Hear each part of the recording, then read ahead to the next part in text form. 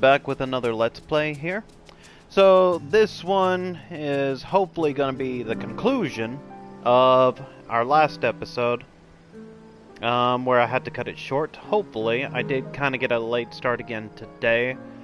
Not intentionally. I was hoping to run an errand, wound up taking a couple of hours more than what I was looking to do, but here we are. Yeah, I had to cut it short on the last episode. Well, I just ran out of time. I was gonna say. But yeah. Yeah. So last time we basically got a lot of cutscenes out of the way. We need to go ahead and start. Where is it? Alzadal's Legacy. Now, it has been a little bit of time for me. Tanking. I mean, not too much time. I've been on longer hiatuses than what I've been on for a few weeks. Probably more like a month or so. Either way, just been busy with a lot, so I'll probably be a little bit rusty. Not too bad, I don't think. But should be ready to go. Yeah. So let's jump in. Alright, so Alzadal's Legacy.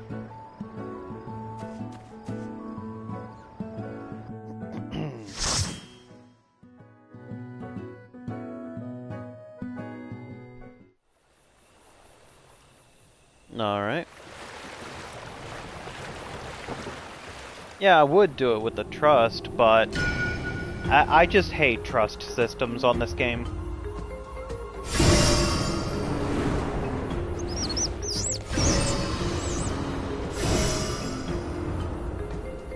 Alright.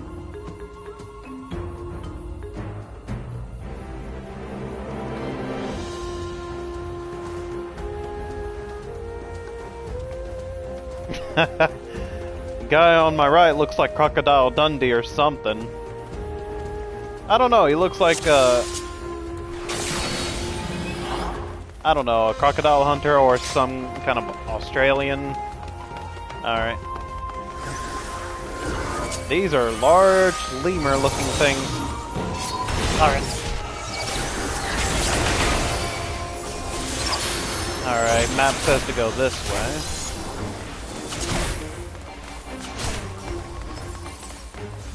Why is the aggro dropping? Oh boy. Ah, I see. Better stop here.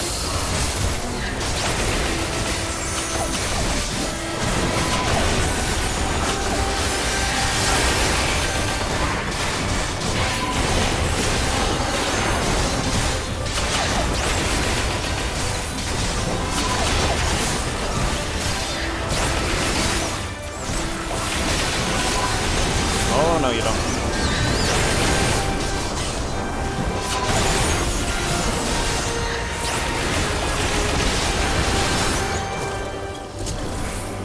Alright. Handled that pretty well, considering. Okay. Come and get me.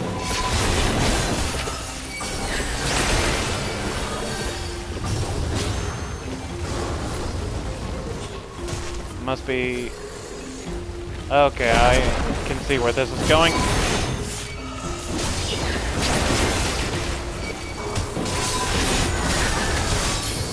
Alright, let's get that Blackest Night going. And let's get a little extra hand here.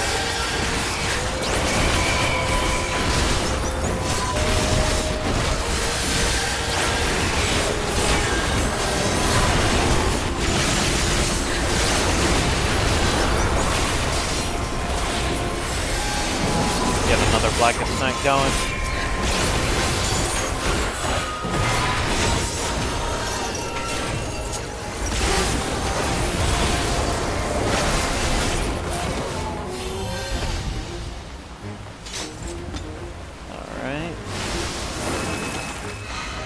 I was about to think, are we scaling the mountainside or something? And jellyfish. Ambajam? Ambajam. I don't know, I think either food or, like, I don't know, like, hey, this is my jam.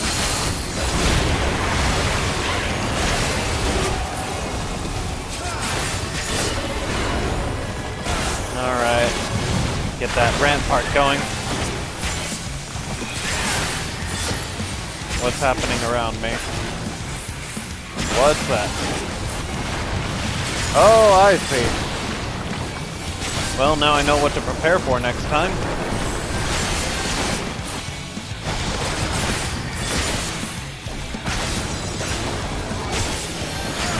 Kind of like Ramuh's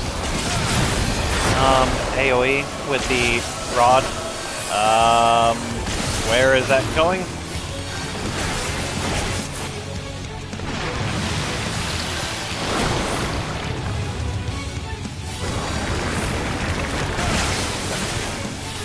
Alright, well, thanks for joining.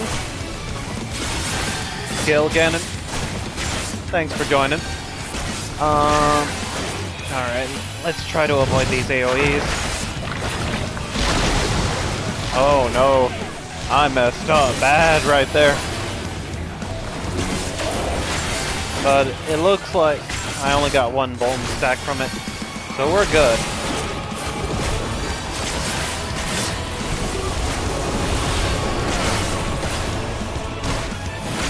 Alright, let's get some help.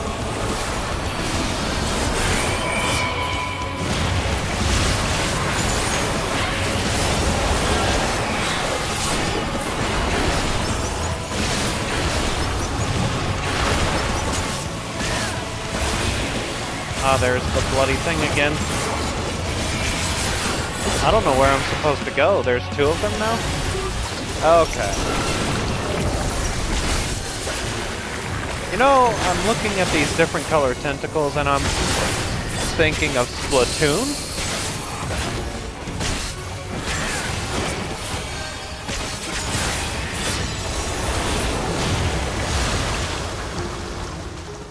Alright.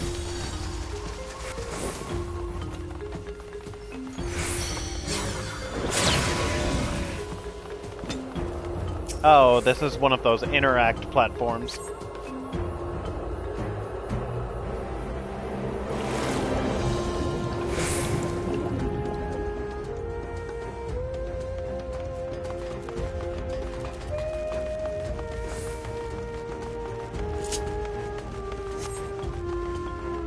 Left, right, this way.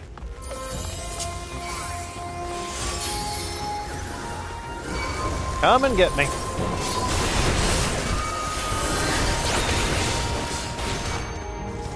Alright, let's try to target.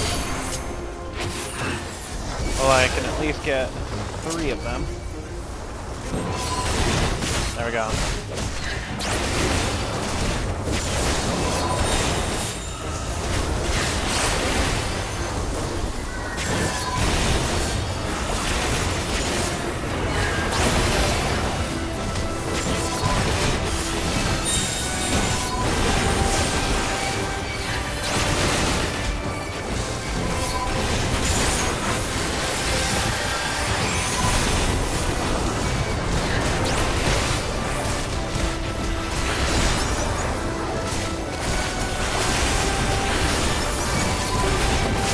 Oh boy.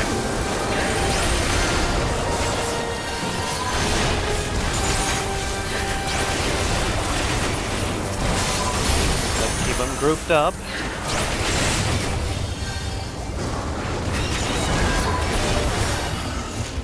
Alright.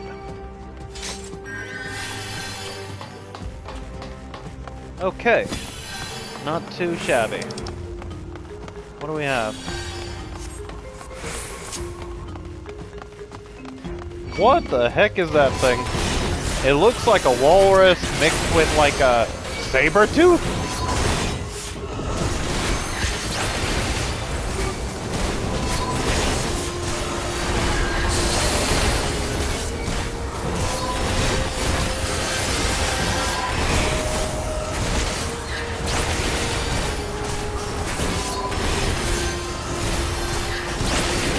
You know, I can't stand the kind of players who try to force you to move at their pace when you're the one tanking. It's like, pull, like, I'll pull when I'm good and ready. If you want to pull, you do your thing. But if you want me to pull, you let me handle it at my pace. They think they're gonna go faster by rushing, and they're not.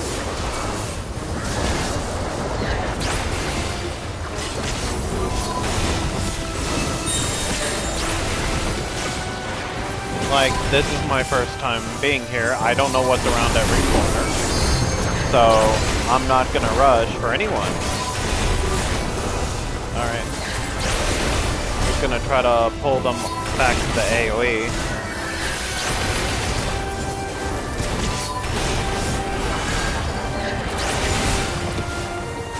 Alright. Switching to single target.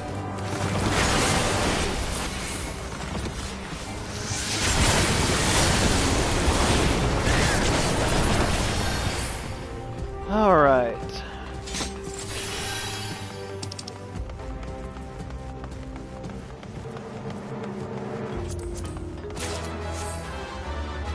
Armored chariot.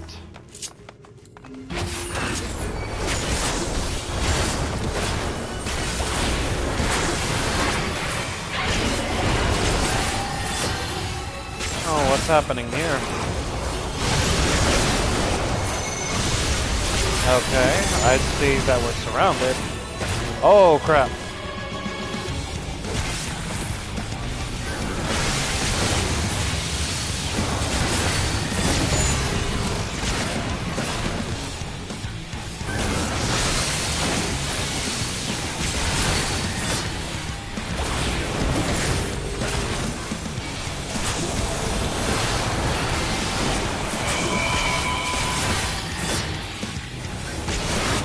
Trying to keep an eye on my surroundings.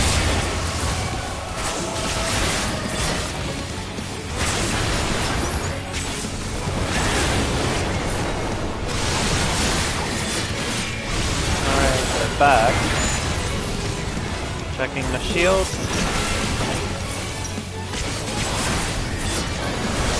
Ah, crap.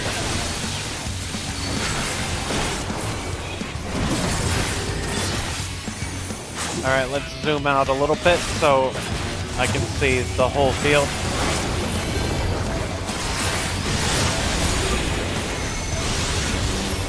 Alright, where are we at now?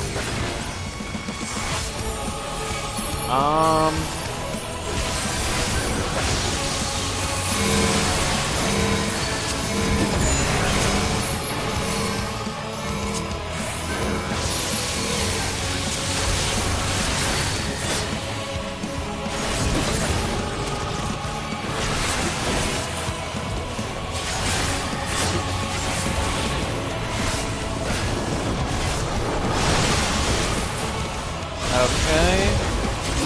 There's 2 on 1. Oh gosh. I don't know where I should be.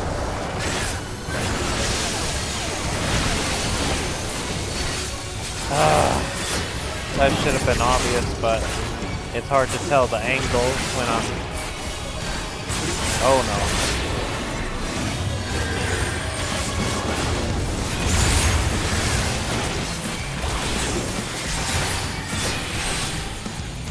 Oh, fantastic.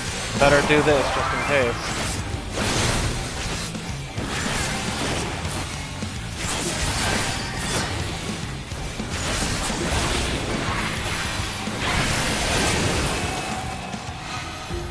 Okay, good.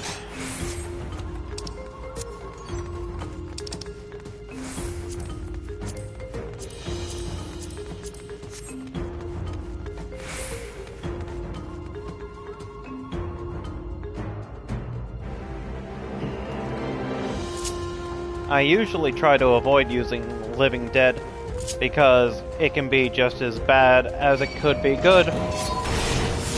Because if it fails, then I'm just gonna wind up costing the whole run.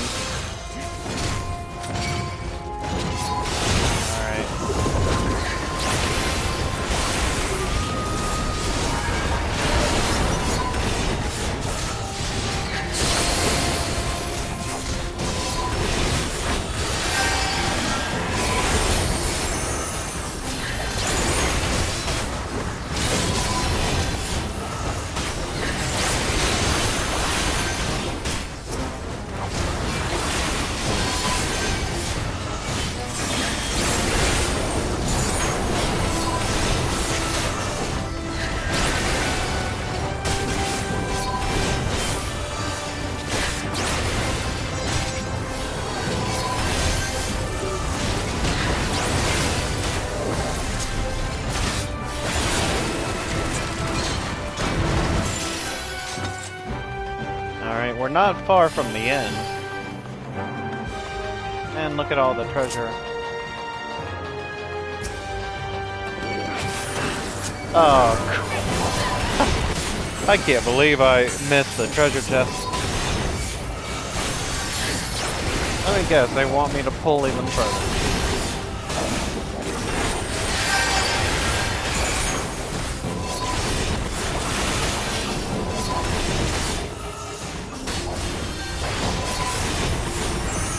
Oh.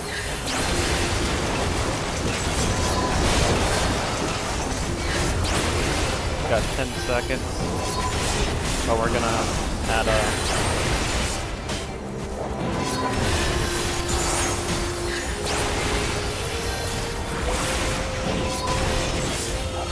Oh boy. Come on.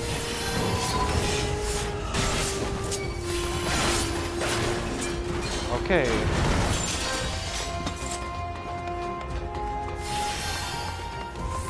Gonna zoom in just a little bit.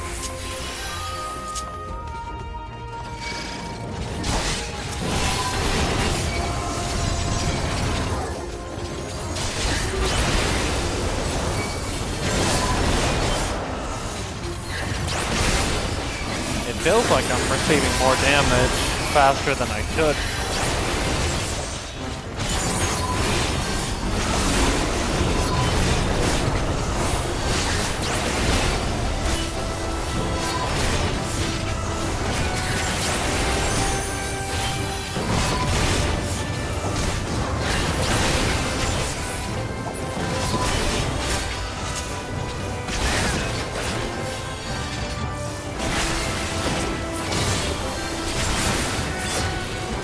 So let's see where we're going now. This feels like the... What is it called?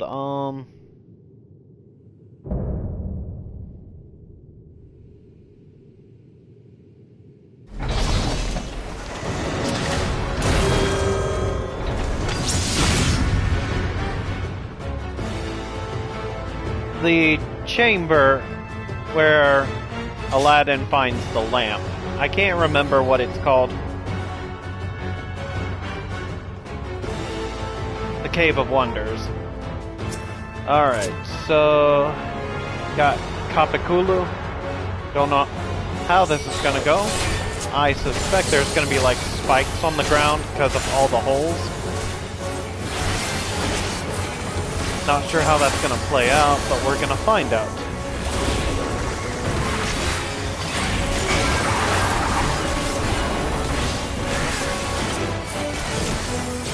There's the spikes.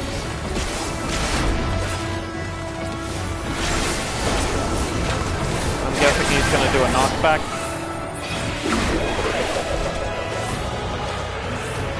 Well, something of a knockback.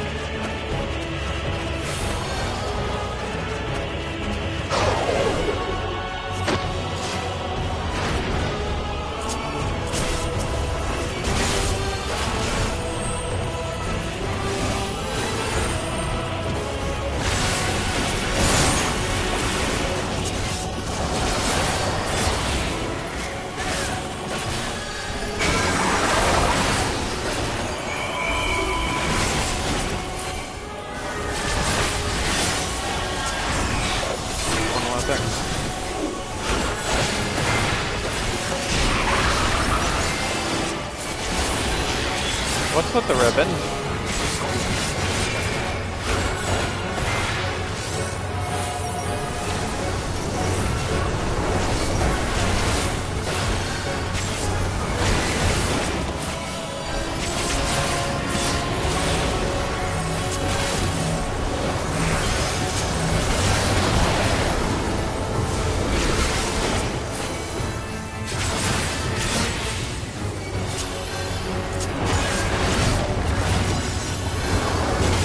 Go again.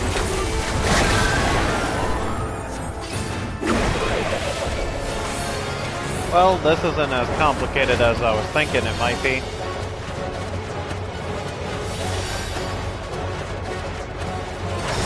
Oh crap. I spoke too soon.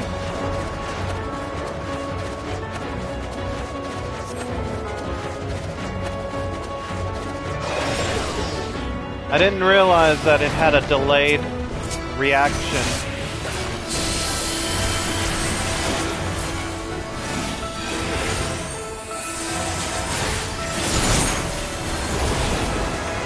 I better pull him.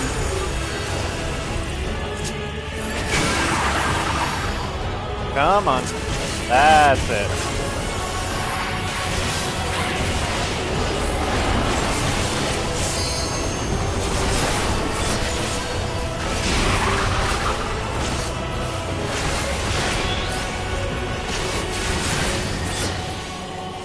I think I understand.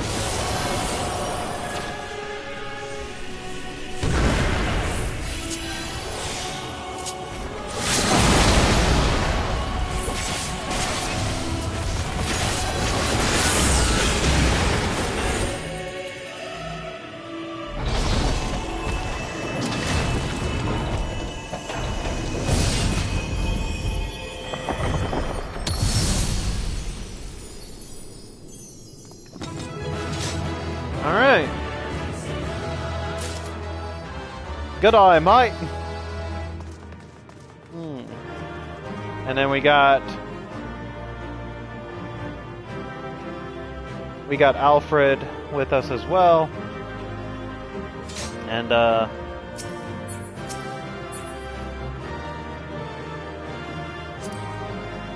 gonna just hit greed, player commendation, and move out. Alright, now let's see what's going on.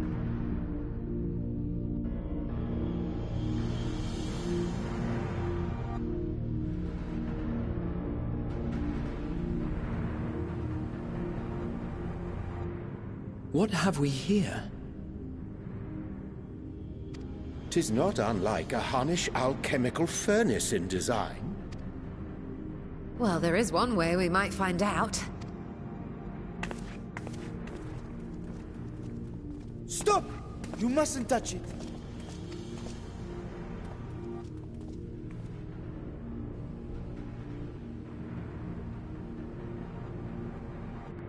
Vritra! Oh, my apologies. Should I continue calling you Varshan? You may address me as you wish. My nature is no longer a secret. Still, this is not a setting I imagined for our reunion. Surely you've not entered these ruins as common looters. Would that we could deny your accusations, but I fear you're not far from the truth. Great Vritra, might we beseech thee to explain the nature of this strange contrivance?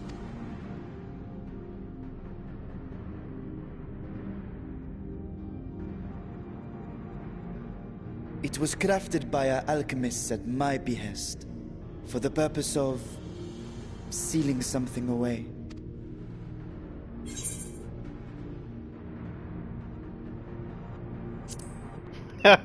The Y'shtola option, I was like, I'm not gonna throw her under the bus.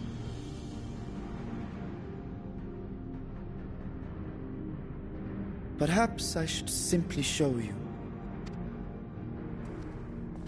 Are you sure you want to do that? If you went through the trouble of sealing it, I mean, we did end the end of all reality, so anything that comes out of that couldn't possibly be more dangerous.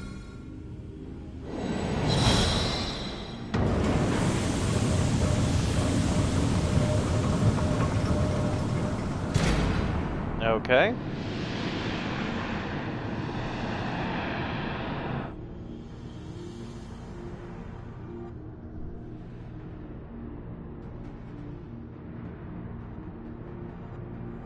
She looks happy.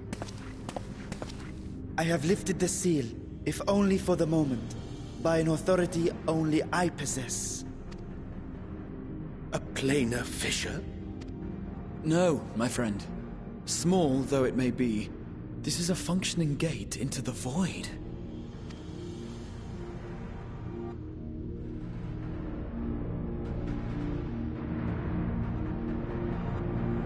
Yeah, but wasn't one of the reflections actually identified as the void?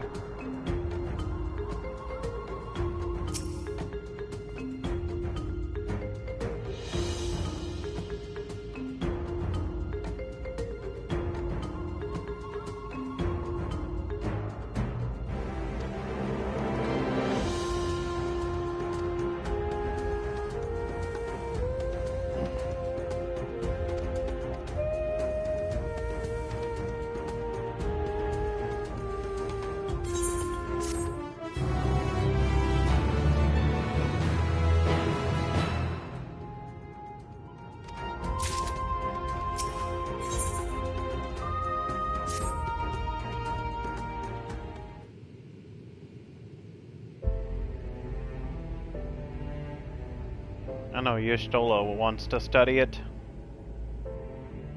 It's the only clue she's gotten. I must admit, I am deathly curious to know how a void gate came to be hidden in the depths of these ruins.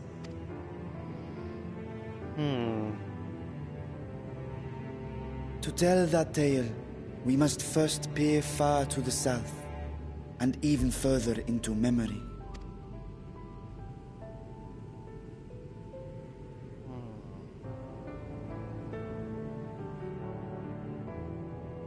An age 5 millennia passed when the Algan Empire sent an invading force to the shores of Merasidia. The southern people rallied around the commanding figures of Bahamut and Tiamat and fought fiercely to repel the would-be conquerors. With Bahamut's defeat, however, the tide turned against them. Desperate to seize any advantage, the Mercidians resorted to summoning primal entities. In response, Emperor Zande forged a covenant with the Cloud of Darkness, sovereign among the all-devouring denizens of the Void.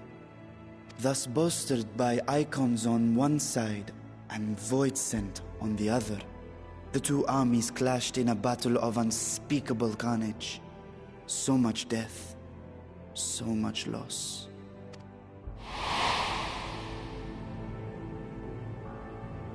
I consider myself well versed in that period of history, yet you speak as one who witnessed it happen. Indeed, I did. I heard Tiamat's roar of defiance and sped toward that war-torn land.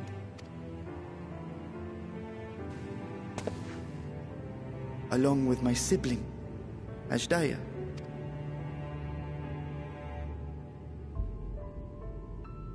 We dragons are not male or female as men are wont to classify, but elder sister is the closest a mortal tongue can come to describing what she meant to me.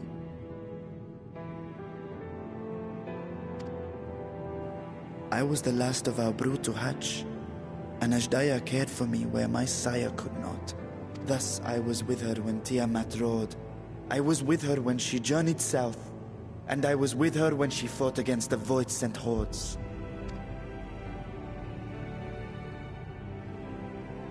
Yet no matter how many of their vile fiends we cast down, more rose from the abyss to take their place. Faced with an unwinnable war of attrition, Ashdaya risked her all on a final gamble. She plunged through the Void Gate itself to strike at the root of their strength.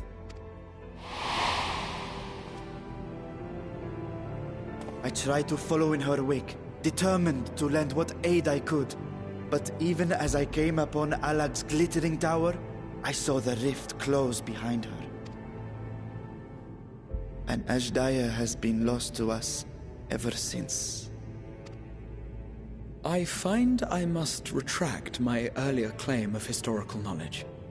Nowhere in the Crystal Tower's archives did I see mention of such noble sacrifice. Well, we are talking about a dragon where there was a war between man and dragon for ages. That does not surprise me. To Allagan eyes, it must have seemed as if a lone dragon, driven to madness, simply dove through the gate and did not return. For my part, I spent long years searching for the means to reunite with Ashdaya. Until I could search no more. Until Alag was dust, and the urge to open a void gate large enough to accommodate a dragon forever lost. Yet you have the beginnings of a gate right here, under the control of a harnessed device. My discovery came before Radzat Han was founded. Though I scoured the lands for a method to cross the rift, it was beneath the sea that I chanced to find a natural planar fissure. It was, however, far too narrow to admit a worm's bulk. Only after our city rose upon the rock, and I could enlist the aid of our talented alchemists, did matters take a favorable turn. Their dedication was beyond reproach. Tirelessly they worked to expand the fissure, and after decades of toil, it finally grew to a size that a child might pass through.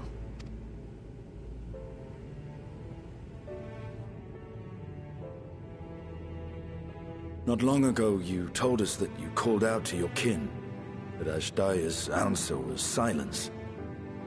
I suspect the conclusion to your tale is not a joyful one.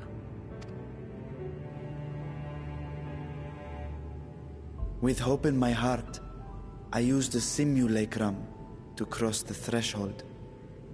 But no, I did not find her. What I found was a host of Voidsent, clamoring around the opening they had sensed. 'Twas but a moment, but enough. I had no choice but to retreat and allow the portal to contract once more. The gate was a threat to your people. You had to decide between endangering Razathan and abandoning your sister. And you chose the latter.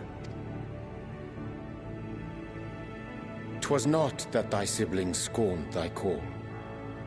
'Twas that she was trapped beyond a barrier through which neither roar nor dragon may pass.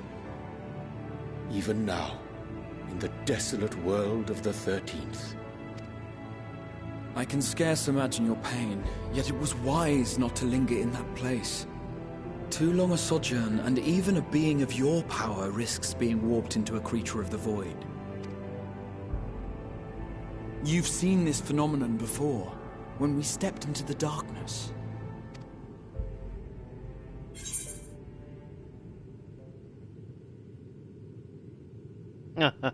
When Nero turned purple.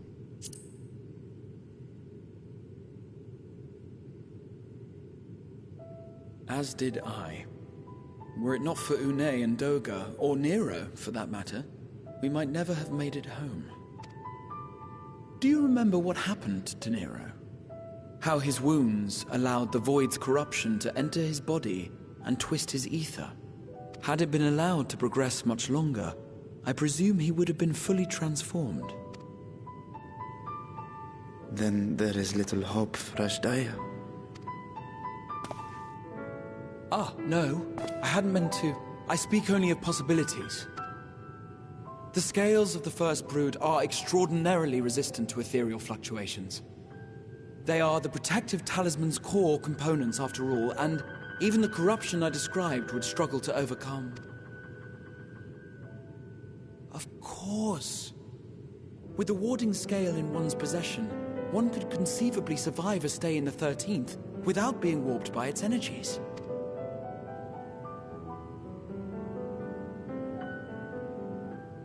Be that as it may, it is too late to rescue my sister. 5,000 years too late.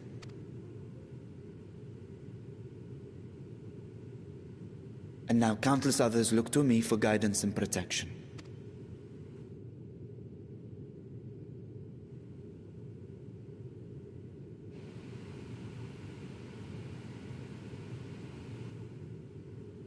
So when I sensed intruders in the ruins, I came only to ensure that the gate remained closed.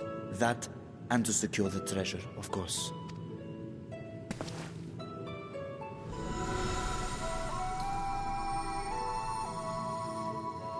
I wish only to forget the rest. I know your solo wants to say something.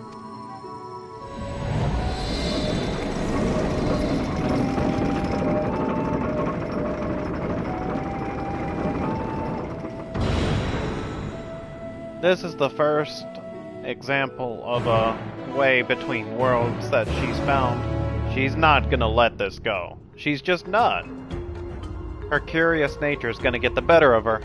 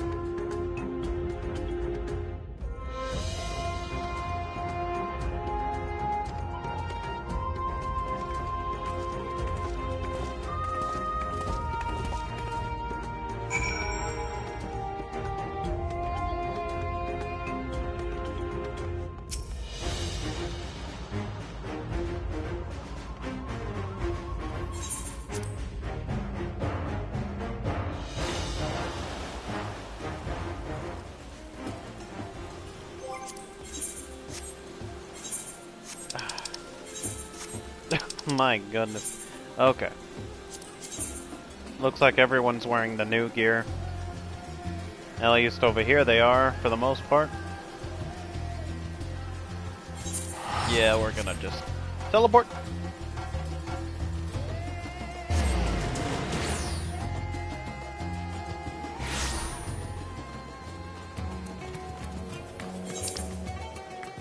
Okay, there's not a aetheryte that takes us over there, so we're just gonna walk it.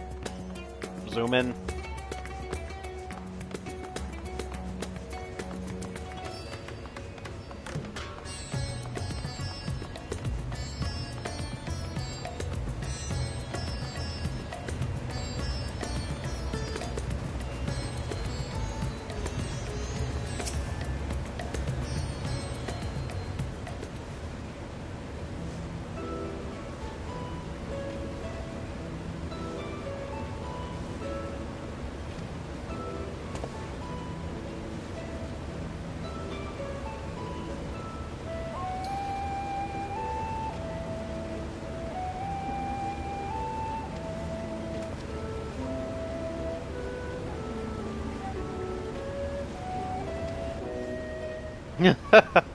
He's like, tell me a blasphemy does not yet roam free. He just went to the worst conclusion.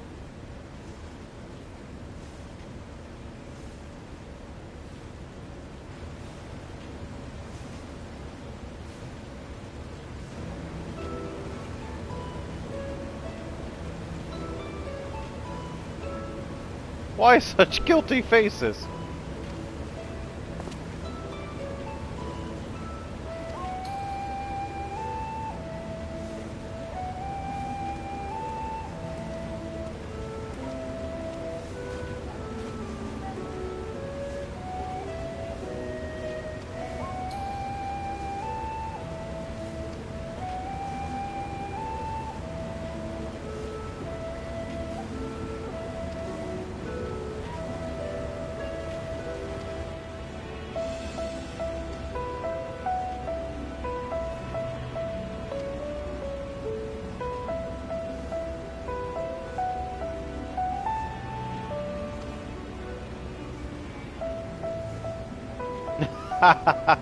No, man, I should think Alphino would fit, given a firm enough push.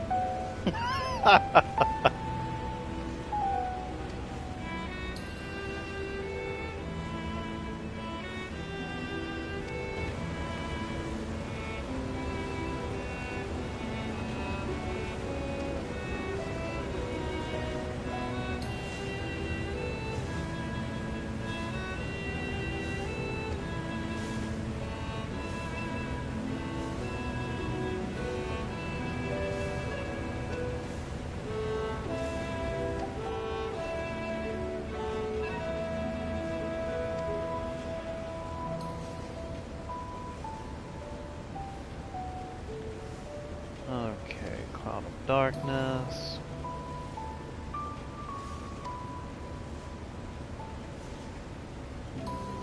Talking about the Void Scent.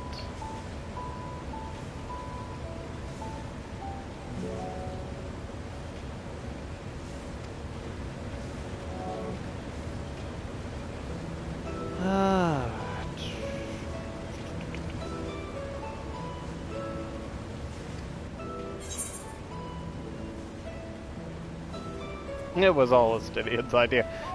I should throw him under the bus after that whole thing with, oh, I already attuned to the aetheryte, but you guys go risk your lives and health trying out the experimental one. Like, I should so throw him under the bus. But I'll be honest.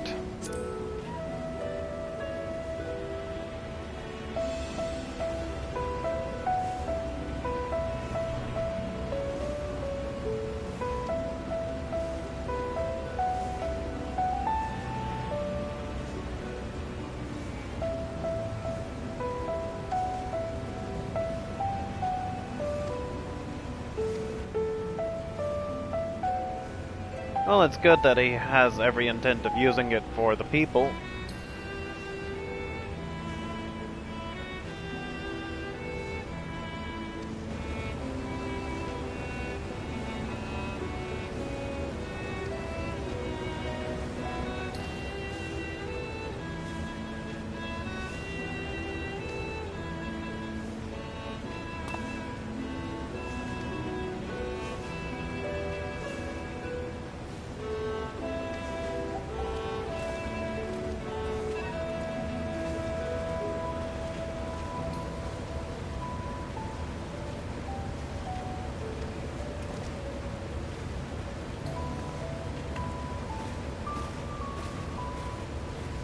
Okay, so I guess that's the end of our little treasure hunt to the vault.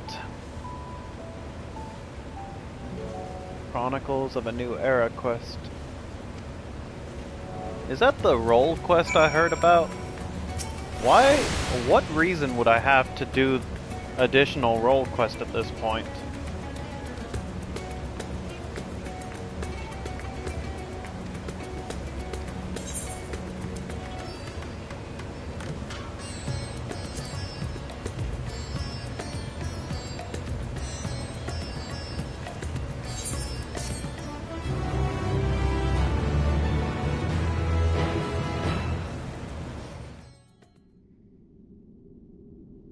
Meanwhile, elsewhere.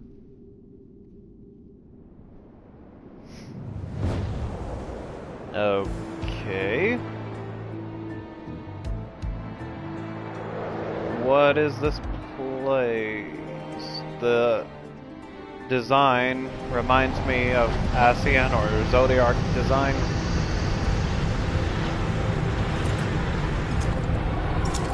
Is that the clinking sound? That's either Golbez or it's Garland or Golbez.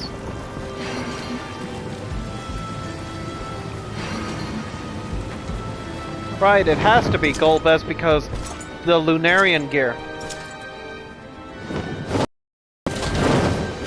Why is Golbez here?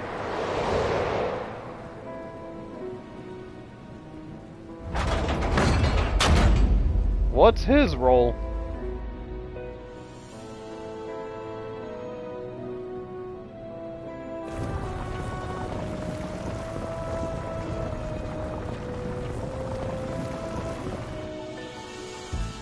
And clearly those are elemental spirits of some kind.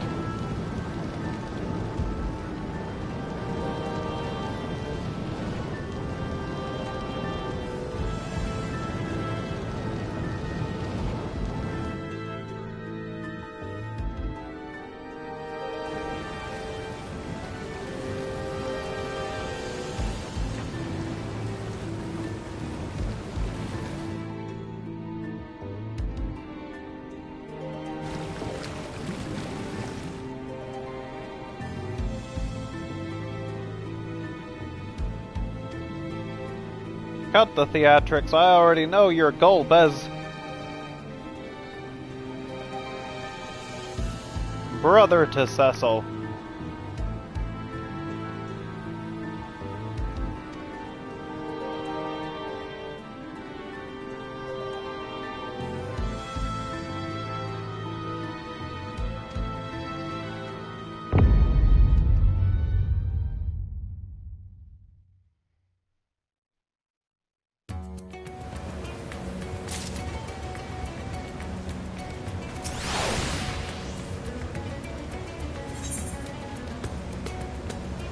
Sharing the wealth.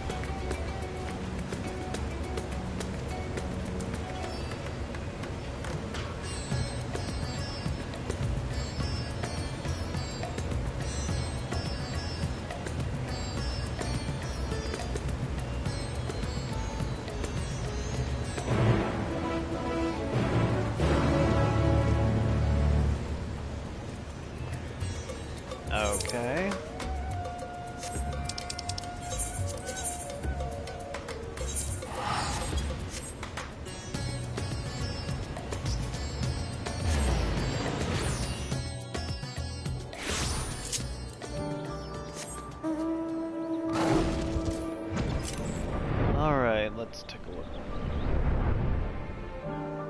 If I've been through here before, I definitely did not notice the elephant.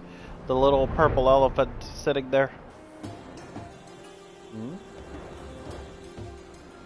Ah, yes, that was where that one tower was.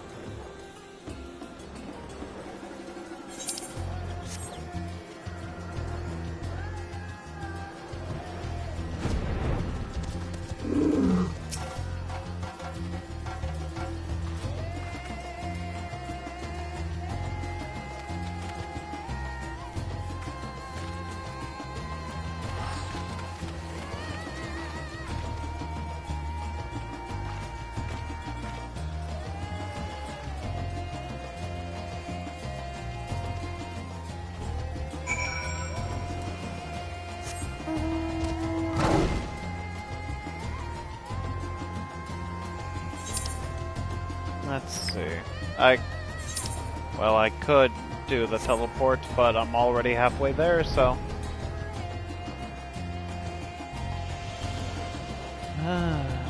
Got some people practicing their skills. Alright, turn around.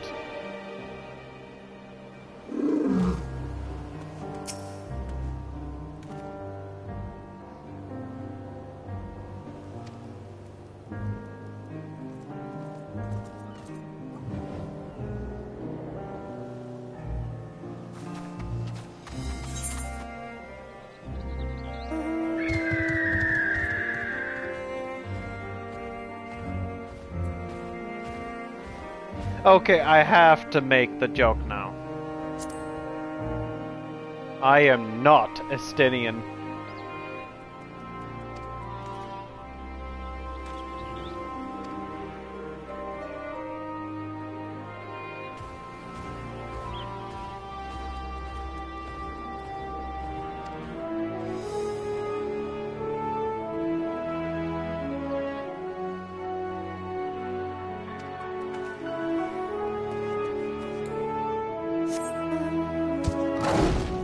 I think if the end of the world was at stake, then I feel like, at least for a while, humanity should be able to come together to help build each other back up. Because everybody lost something in that.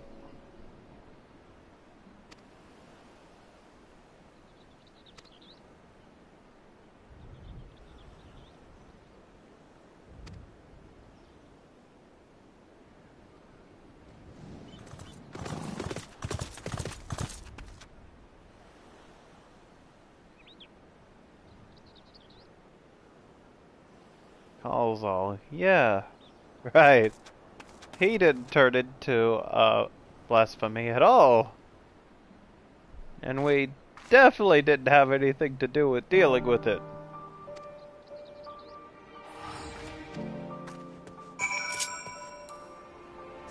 What'd you say? Oh, nothing. Nothing at all. Alright, Megaduda. It's the manor place thing.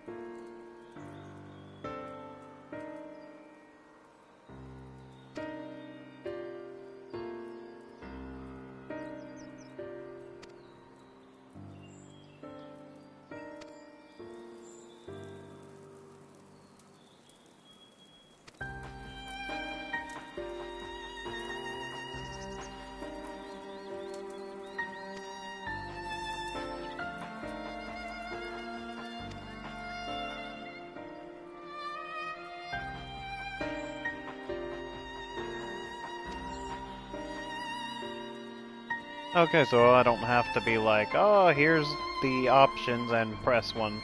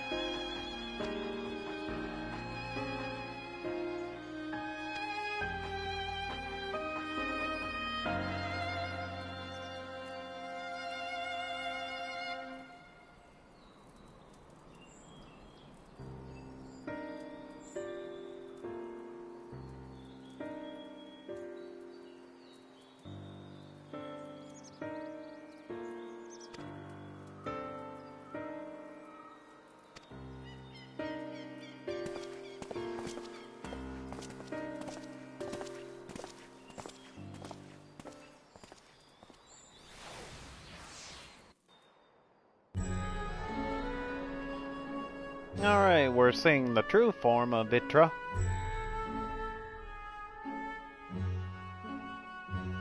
Along with the simulacrum. For your attendance. The riches the Radiant Host have retrieved were hoarded in Al-Zadar's name. A fortune I set aside for a future day of need. And lo, that day hath come.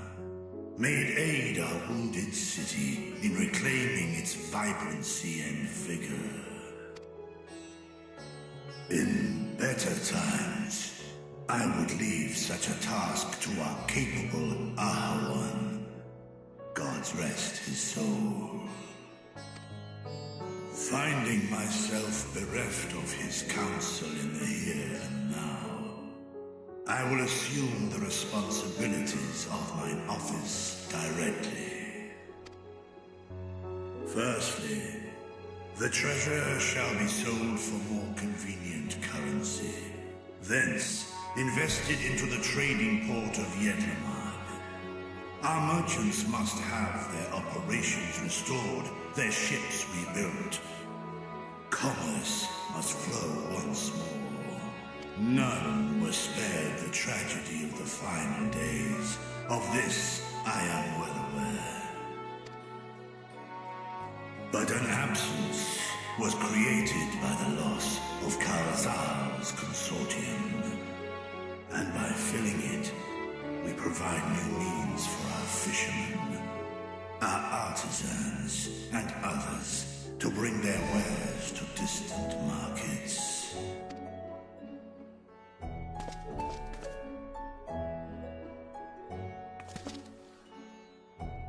And what of the children who were left without family to care for them?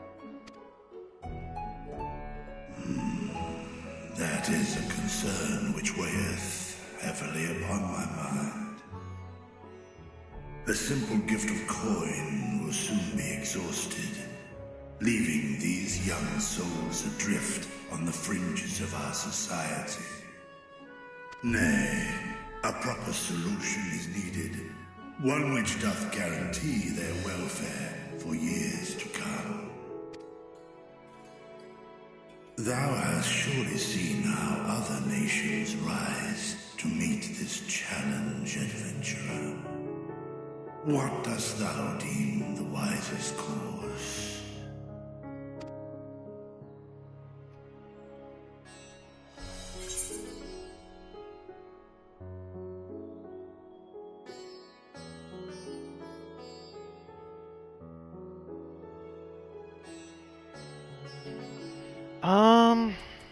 Idleshire had an orphanage?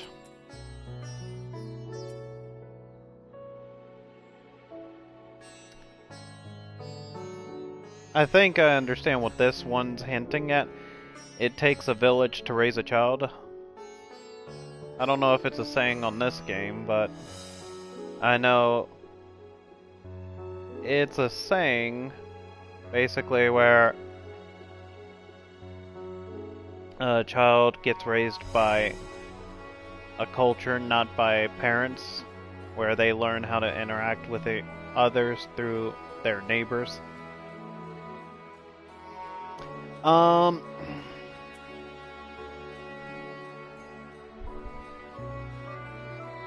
I think from an analytic standpoint, taxes, I know a lot of people hate taxes, but you kind of have to in times like this one.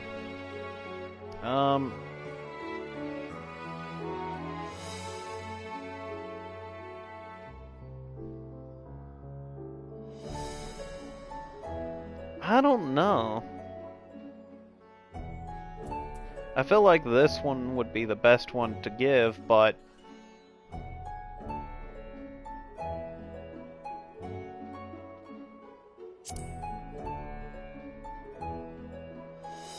I feel like that's the best answer, but it might prompt me to choose another one. Of course.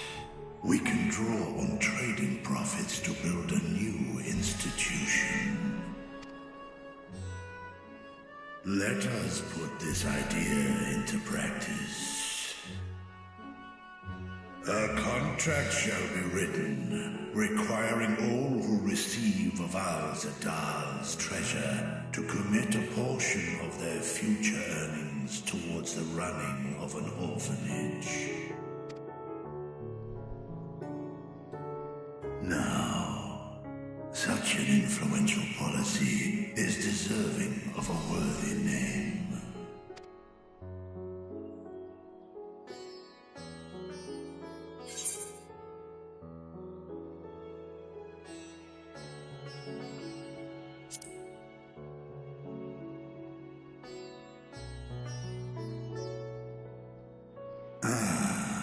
A fitting candidate. Kalzal should be remembered, not as the blasphemy which terrorized Thavne, but as a hard-working and generous man who brought much wealth to our shores. Do any among you object to this proposition? Many here lost loved ones to the beasts. In that time of strife, any one of us could have broken. Any one of us may have been taken by despair. When I think of Kalzal, I feel no hatred. Only a stinging regret that we could not save him as well. Isn't that right, men?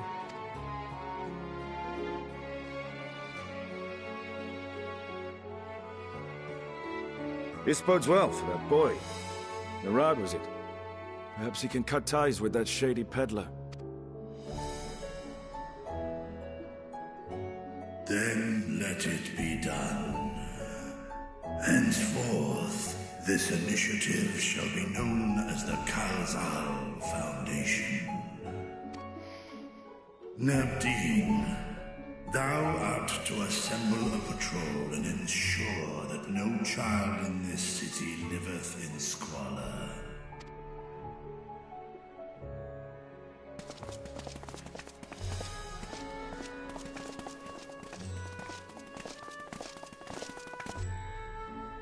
Clerks, see to the management of our funds and make haste. Our citizens must not suffer a day more than is necessary.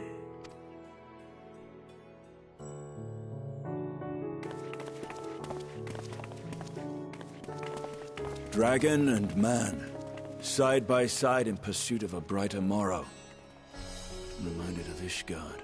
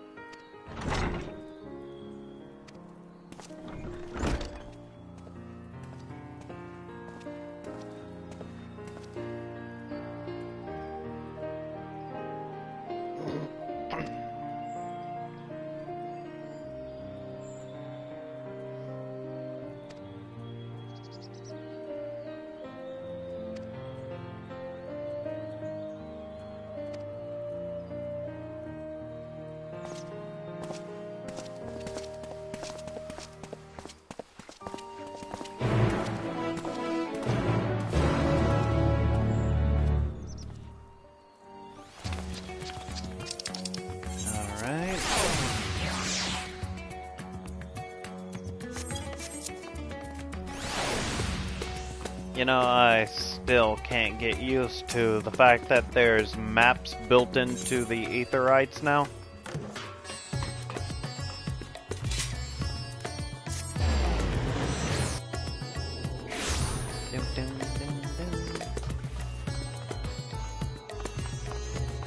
And that was my old guildmaster.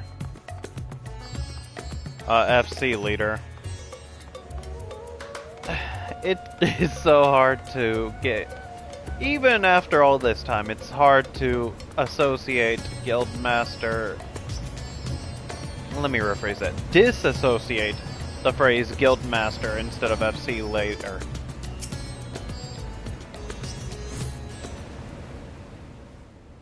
Alright, what you got to say?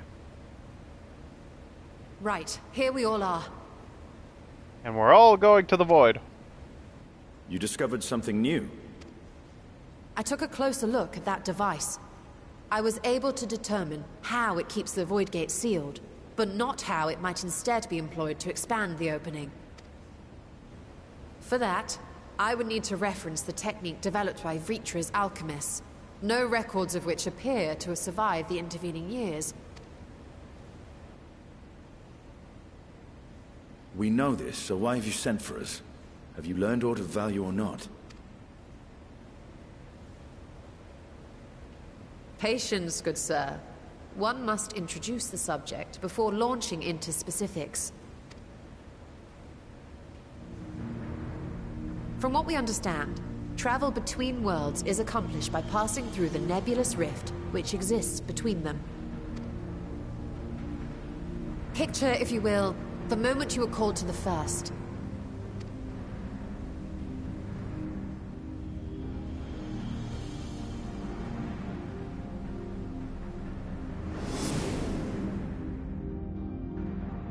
You touched a focus of some kind to help the Exarch pinpoint your location. His summoning spell then channeled the energies of the Crystal Tower to begin your journey to his world.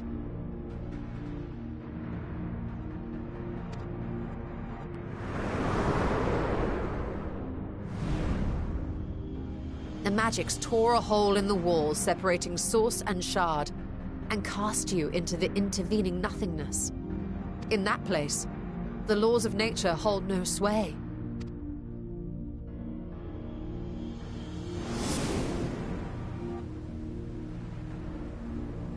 Yet even through this realm of temporal and spatial instability, you were borne safely to your destination in the first. The feat that guided you across such an unimaginable distance, both physical and metaphorical, was nothing short of a miracle.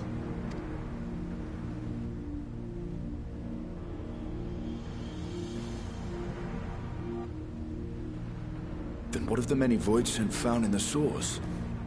Who guides them here, and how? I'm guessing Golbez is the mastermind? An excellent question.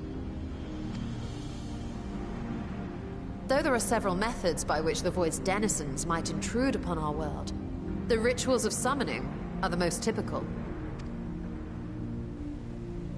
For example, let us consider the Gargoyle, a creature of middling power. Are you about to see, like, a physical representation? Yep.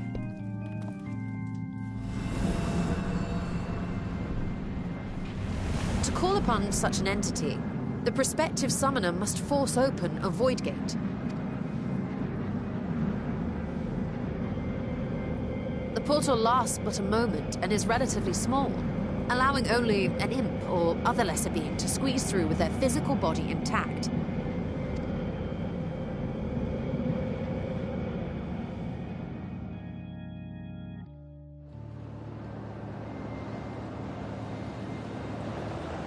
Our more powerful gargoyle, however, is too large for that. Creating a gate big enough for him would require vast amounts of energy, far beyond the reserves of any one mortal practitioner.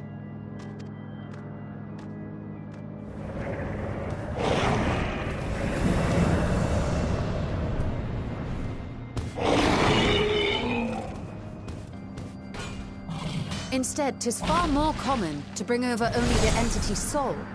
We had a taste of that ourselves when a certain exarch dragged us to the first.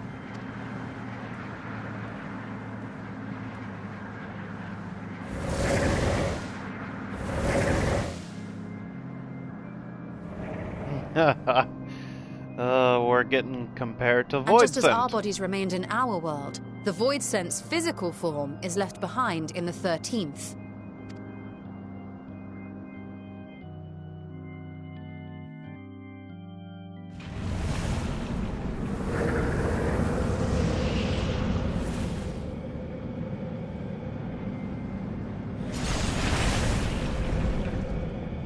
Once at its destination, the summoned soul is granted a temporary shell to inhabit. In the gargoyle's case, a stone effigy has proven a suitable vessel.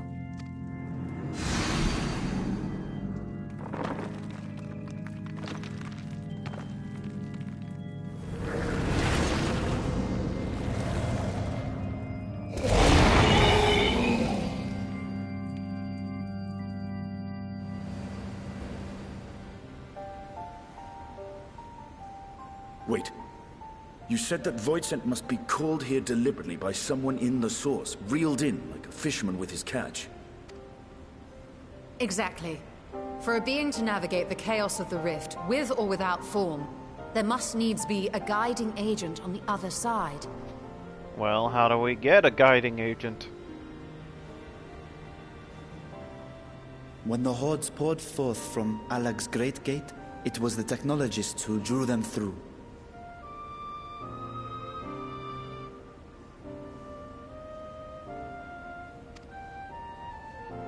Though to my knowledge, planar fissures are in essence natural passages between our world and the void, which require no such guidance to traverse. Why is only the boundary between the source and the 13th so fragile? So much so that it often tears open of its own accord. I believe solving that mystery is key to understanding travel between the source and its reflections. And how do you intend to get your answers? By jumping right into it. No. The danger is too great. Bingo! He put it together. Perhaps. But what some call danger, others think of as adventure. I mean, Were we you not survived listening to my tale? the flood of Never light. mind that the means to expand the gate has been lost to the ages. Even could you force the portal wide enough, you would be greeted by an army of murderous horrors the very instant you step through. Have you forgotten already? We kept the world from ending.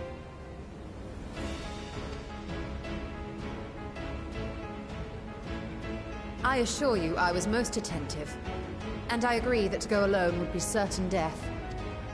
But if I were to bring along one who has already braved the 13th and humbled the cloud of darkness, well, I imagine my chances would be much improved.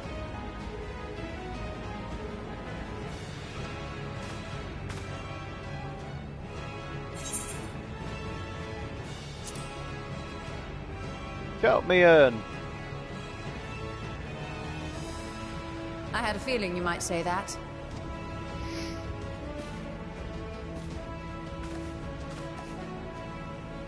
Once again, I put my life in your ever-reliable hands.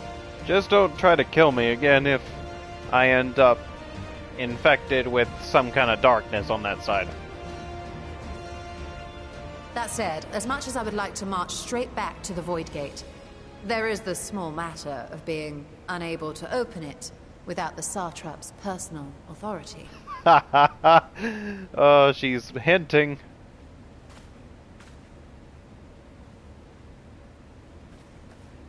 As I've said before, I will grant you and yours any boon you choose to name, provided it does not endanger my people. You have my word that we will take every precaution. Not a single Void Scent will be allowed to threaten Radzat Han, assuming we manage to expand the portal in the first place. You have a plan. Actually, I had hoped you might help us with that. I presume the alchemists you retained supplied you with some explanation of their methodology. That they did. House Daemir was overseeing the project. Daemir. Ah, yes. The family associated with the great work.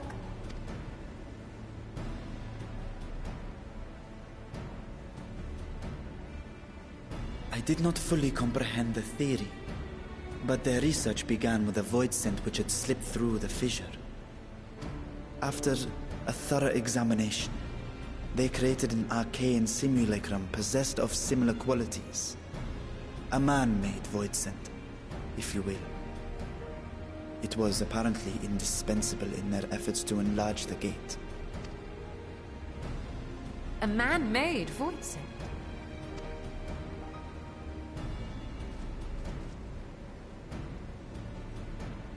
Yes.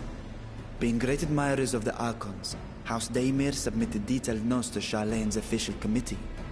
They expected praise and accolades for their simulacrum, and were thus devastated to be informed that their work had been classified as prohibited material. So, we're going to Old Charleon then. If that's true, then those notes might still be stored in a forbidden archive somewhere. Not Google, of course, since that library had yet to be built. Which leaves us with... Well, welcome to the stream, Pinchy Lunartier. Just kind of in a discussion about the Void Gate right now.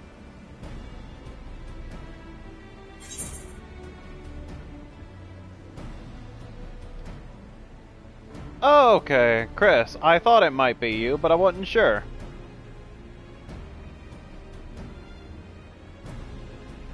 Alright. Let's see. Well, hey there. Hope you're doing well. Just gonna click that one.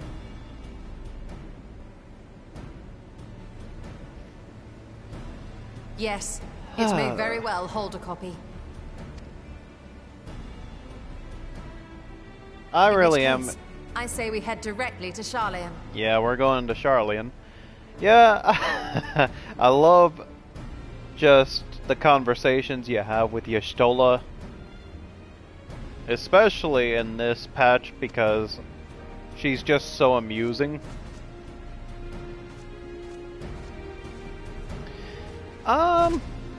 Unless you anticipate needing help to reach the high shelves, I see myself being of little use.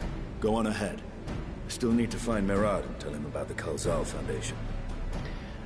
Story's pretty interesting so far. My favorite parts have been about Y'shtola. There's just this really, really funny scene.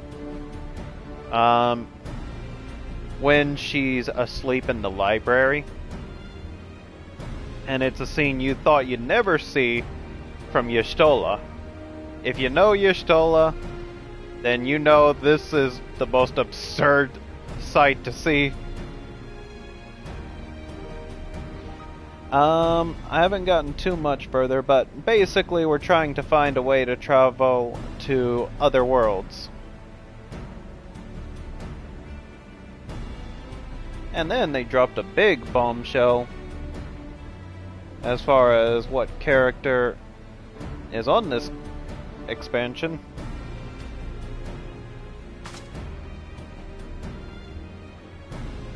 Although I probably should have anticipated it. Let us be on our way as well.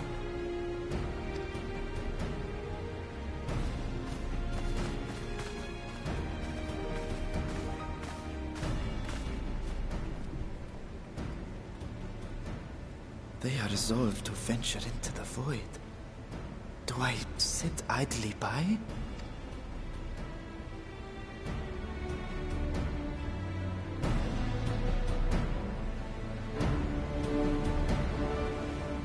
Alright, you too, man. Have fun, and take care.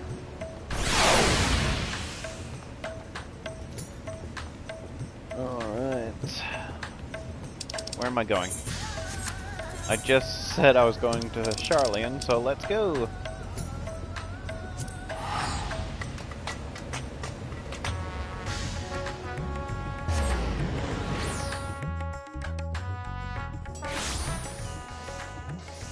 Oh where, oh where?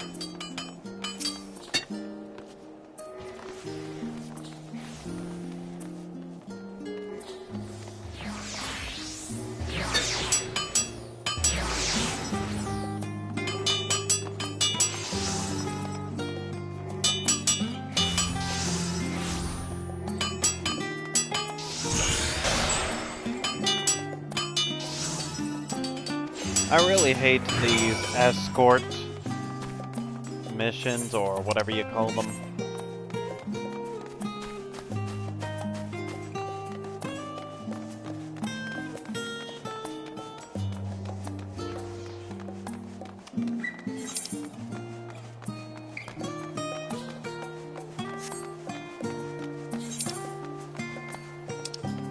I think I'm going too far.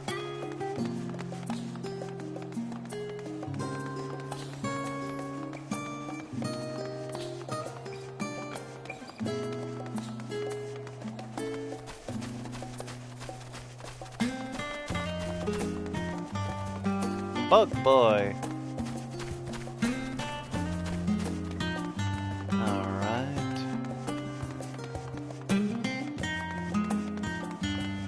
No, I know there's people who'll disagree with me, but I honestly miss Y'shtola's last outfit.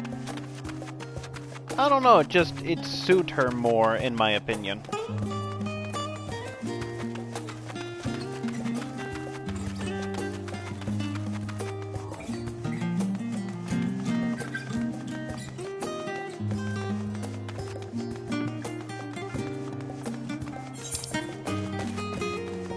Definitely wouldn't wish for her first outfit. That was really, really plain. I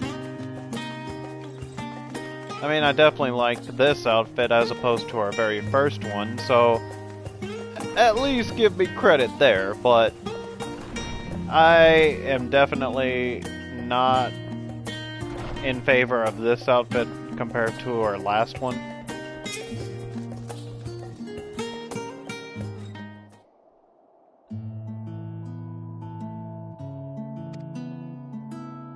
Get us into the forbidden section. Leon. Okay, fine. Get us into the forbidden section. Please.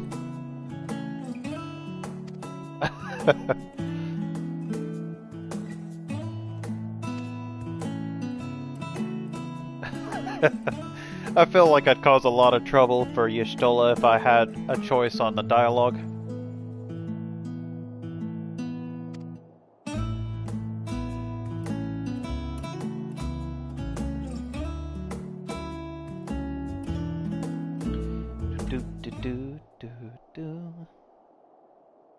Is this, vocals? No.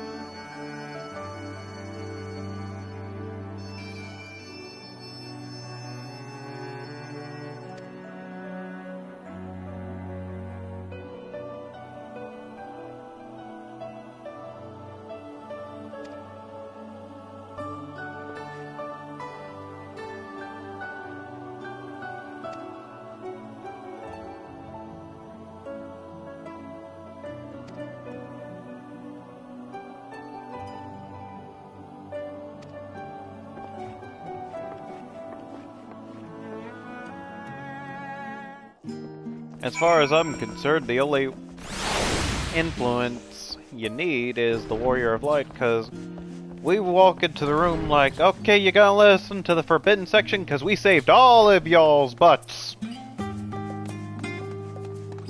Saved your butt, saved his butt, saved their butts, saved my butt. Saved everybody's. So you gonna listen to the forbidden section, because we'd either be living on the moon or all dead right now.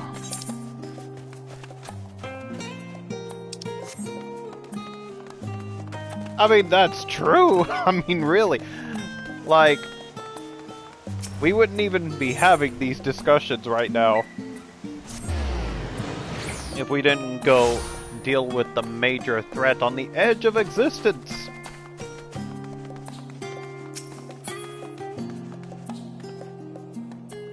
Wait, did she teleport with me? Well, that's convenient if she did. Because I completely forgot teleporting is not something that they're able to do. At least they weren't able to do it.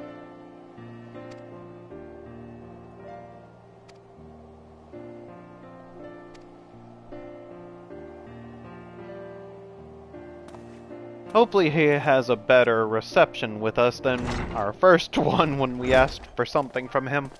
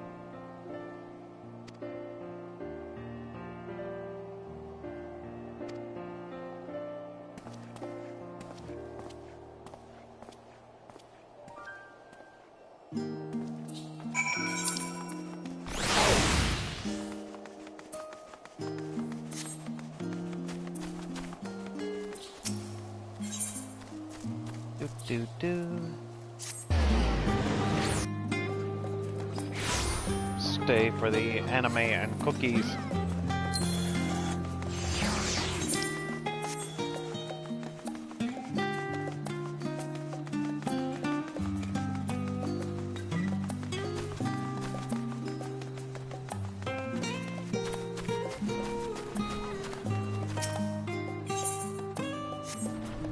Ah, whatever.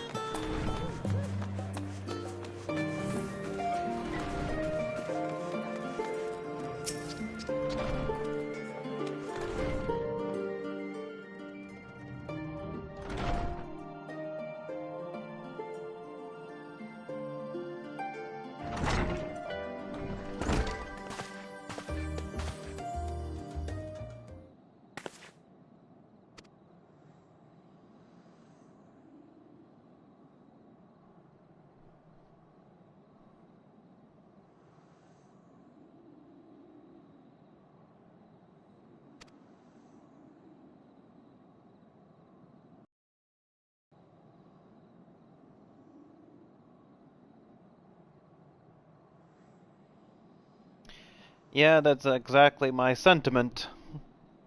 I mean, we saved everyone's hiney.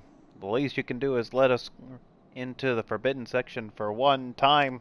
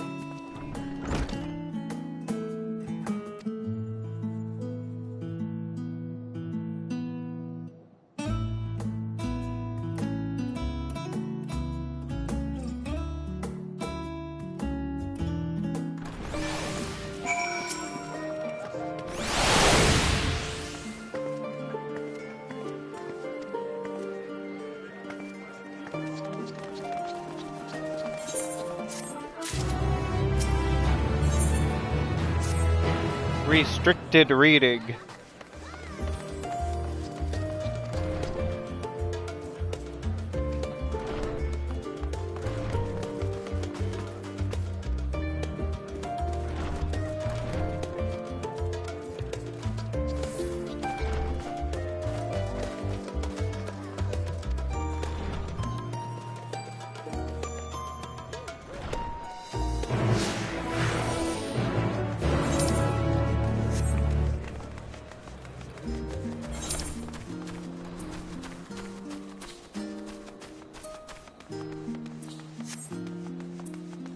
Okay.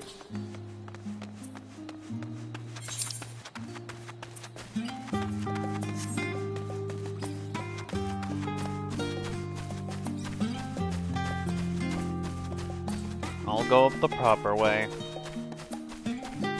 Because if I go up the shortcut, I might leave her behind. Waluigi Pinball.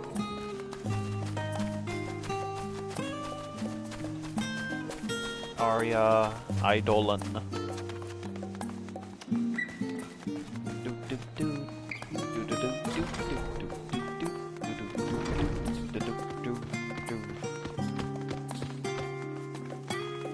Alright, we go over here.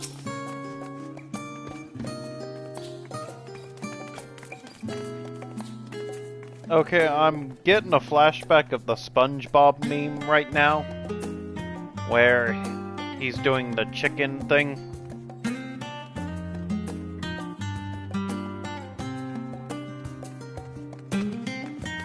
Like, this really reminds me of the SpongeBob meme.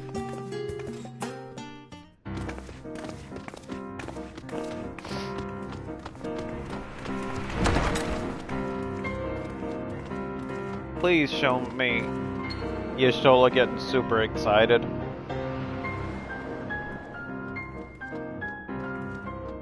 It would be nice if I got to see that kind of side from her.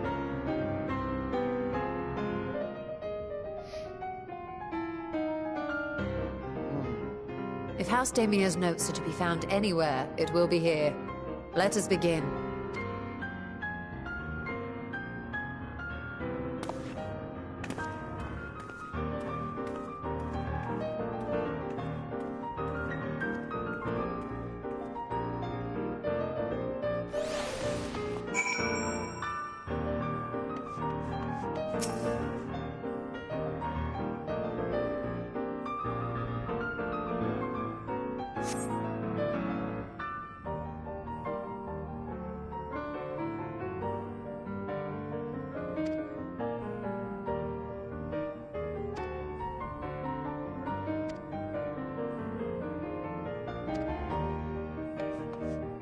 I kinda am tempted to read more.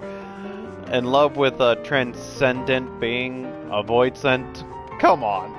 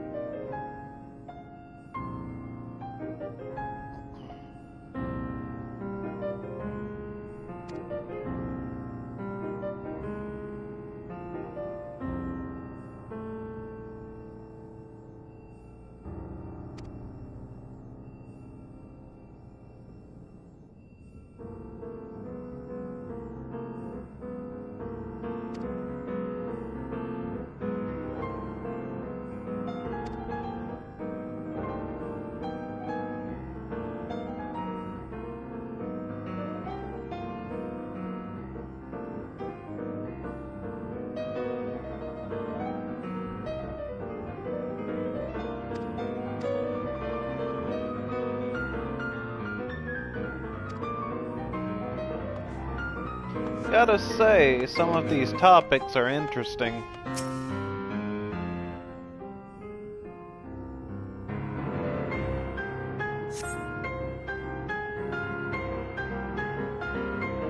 This looks like what we're looking for. Yes, it is.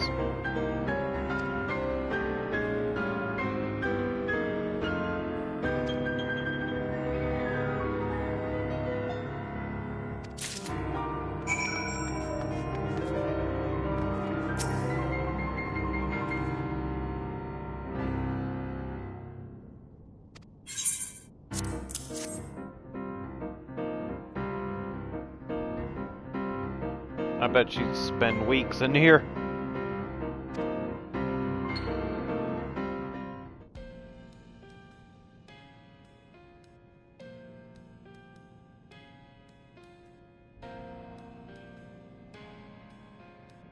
Yes, the ether signature is unmistakable. I've felt the traces of House Damia's resonance many times at the Great Work. Time to see what all the fuss was about.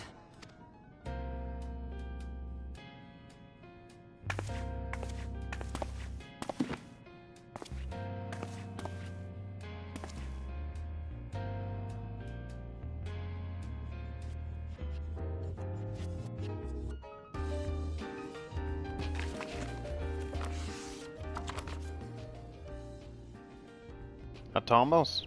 Among the ranks of the Voidsent, there exist entities with the power to call forth their brethren from beyond. The species known as Atomos, however, is uniquely prodigious in this regard. From its distended maw, it can expel an endless procession of void-born creatures. A talent which sorely tested the Radiant Host in its battles against these abominations.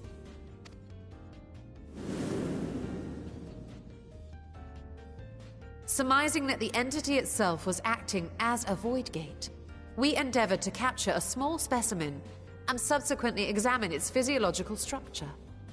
Our findings revealed that the Atomos had absorbed a planar fissure into its own flesh, which it could expand at will into a functioning gate.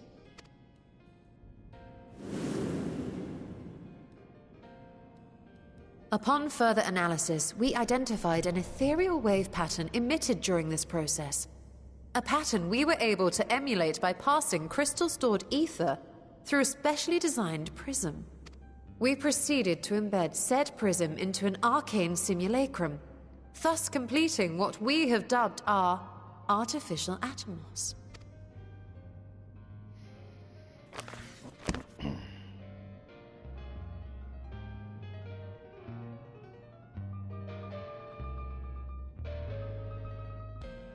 How could I have been so blind to the possibilities?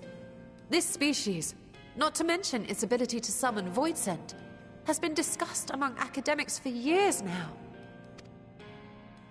Just before the advent of the 7th Umbral Calamity, we received reports of Atomos sightings from every corner of Eorzea. Surely you've at least heard the tales. Yeah, totally. Not at all. And still, House Damia went and built a mock Atomos of their very own. I'm not surprised the Archons consigned their work to a restricted archive. It was no easy task, but at last we've unearthed the volume we've been searching for.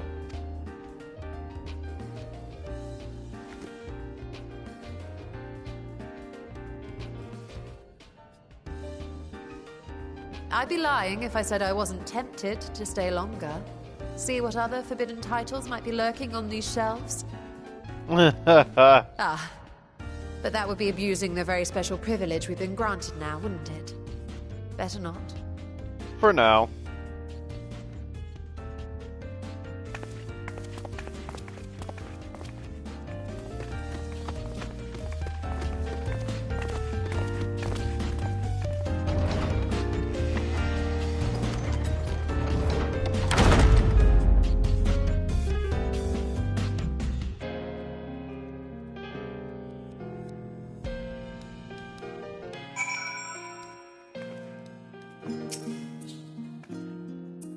I'm finding this very interesting.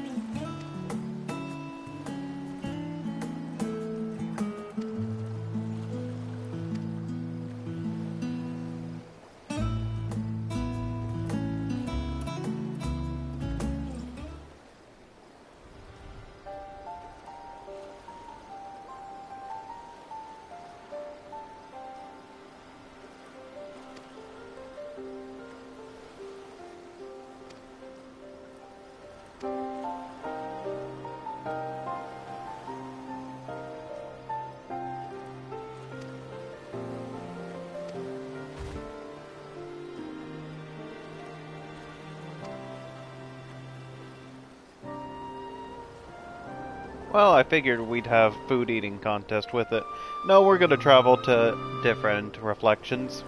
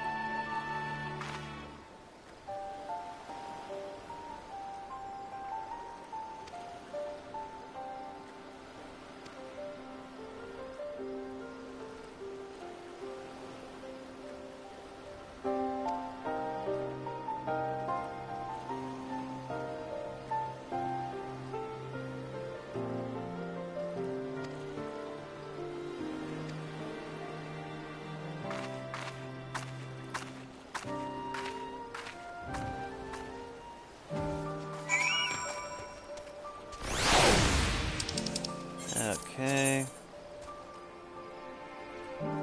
It's where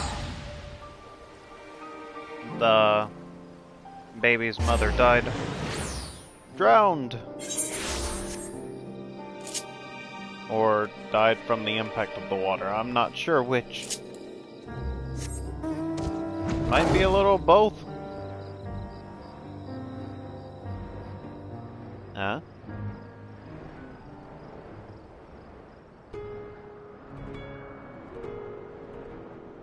Ah, yes, I remember that area.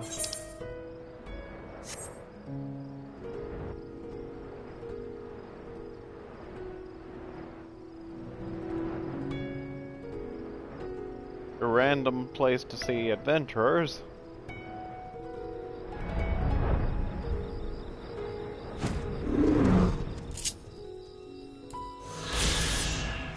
Okay.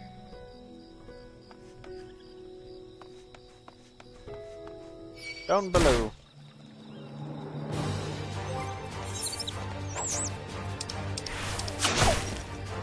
Where's...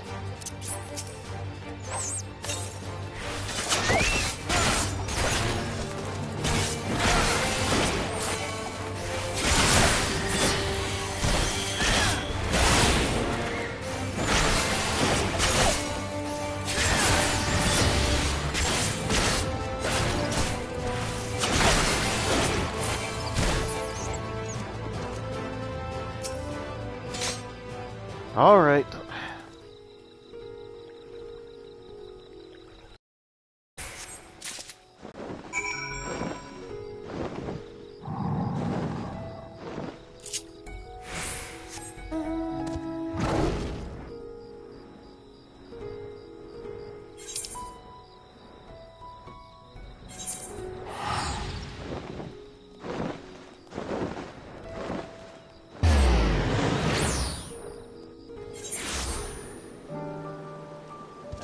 Over here.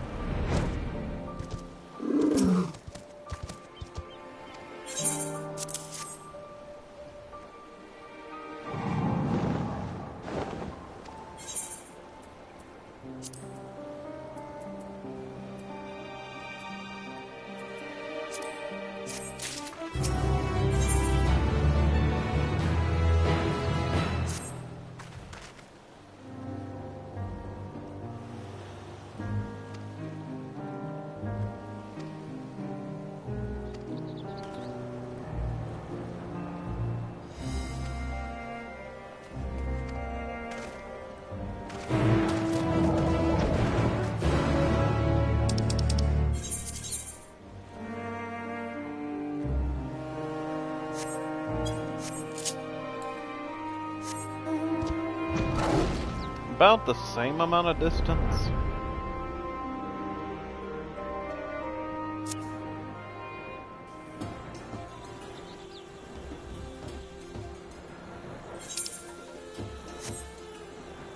Only thing I don't like about flying is the fact you can't really change the angle of the camera without changing your direction.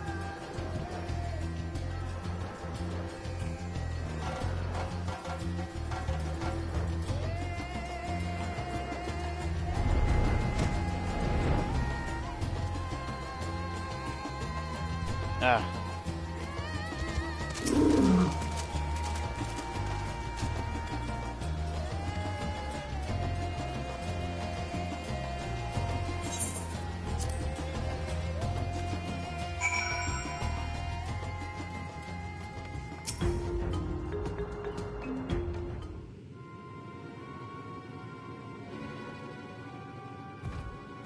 The ruins alone were impressive enough, but I never dreamed such a treasure lay hidden in the depths of the bounty.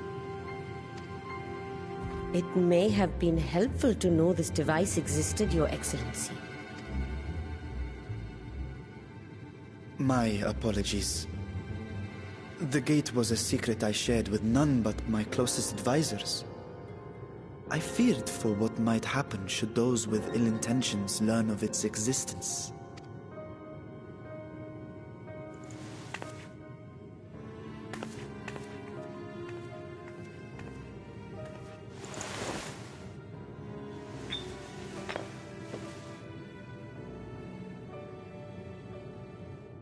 What is it you're doing now?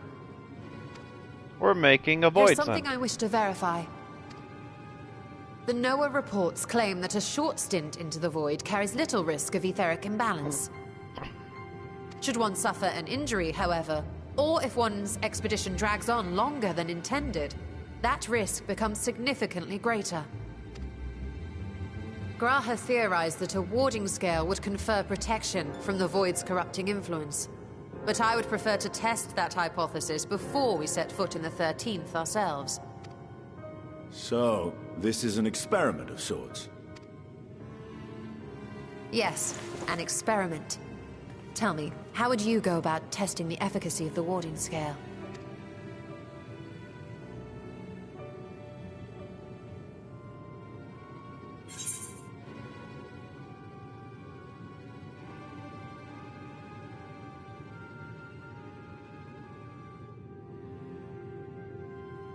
Yeah. I've got a grudge against Justinian ever since that whole experimental etherite. I'll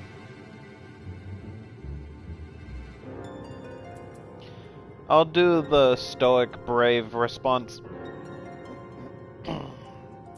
But it's not large and first or third one on.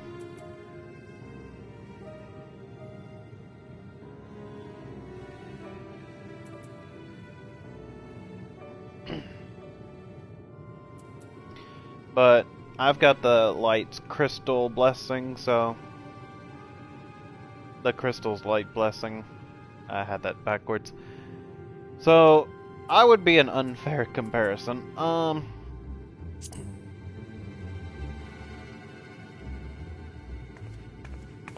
Very good. I see you've been paying attention.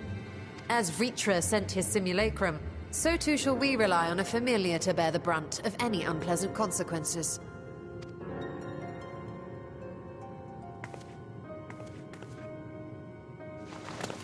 Now, a lowly imp can navigate a fissure, no matter how narrow. Which means an arcane entity of similar stature should be able to manage the same. I hadn't wanted it to come to this, but no other familiars will do, I'm afraid. What are you about to summon?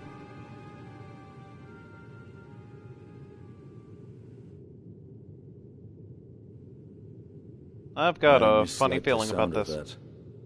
What manner of fiend does she mean to summon? Probably something none of us are gonna like. From ocean rise and cloudbank form, from mountain spring and rainfall storm. It's a from water river attribute. flow and life be born.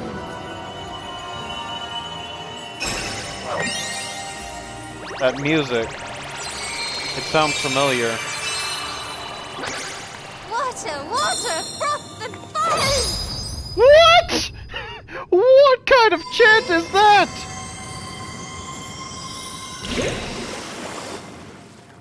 She got all cutesy wootsy on me. I'm like, what? Ready your arms. I fear she's been possessed. I'm right there with you, Stydian. Calling a truce on your betrayal. Let's get her Oh, and knock come some now. sense That into was her. adorable. Adorable. We're talking about Y'shtola here. Like, she's one of decorum and refined posture, and I got like a magical girl vibe from that. Like, what?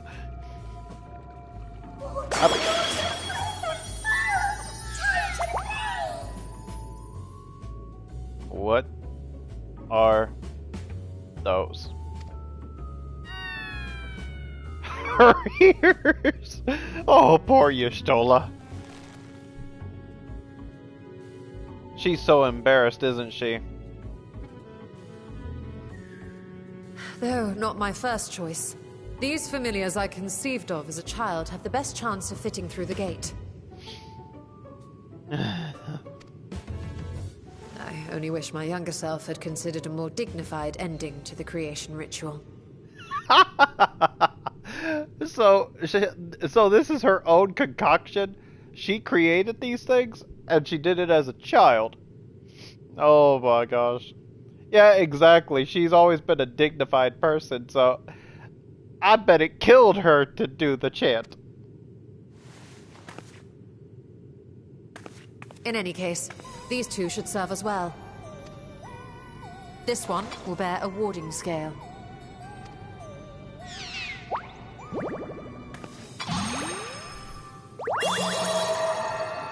And when they return from the 13th, we can observe how the talisman, or absence thereof, has affected the progress of the Void's corruption. If I could impose upon you to open the gate. Your Excellency? Ah, yes, of course. He's still in shock, as are the rest of us. We should also be wary of void scent slipping through while we conduct our experiment. Estinian, you are to keep Nidana safe from harm. As you say. You had best be on your guard as well.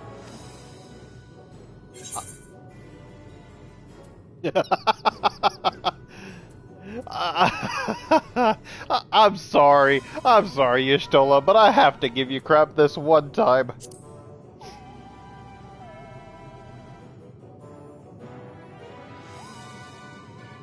Oh, are you volunteering to join the Nixies? I could shrink you down, you know. Dang! Well played, Y'shtola. Well played. Let us begin, shall we? Oh my gosh.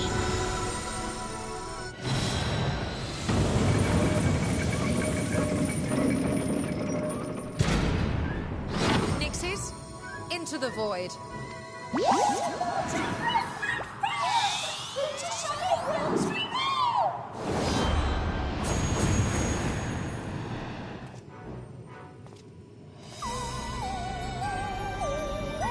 Please tell me that they come back quickly so I can see what happens.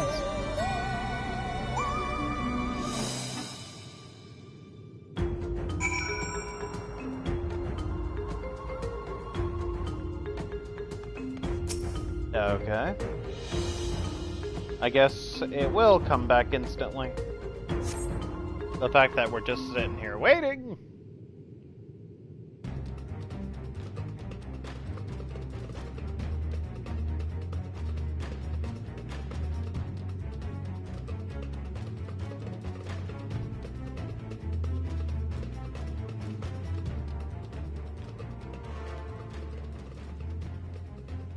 I think we've waited long enough. Nixies, return to my side.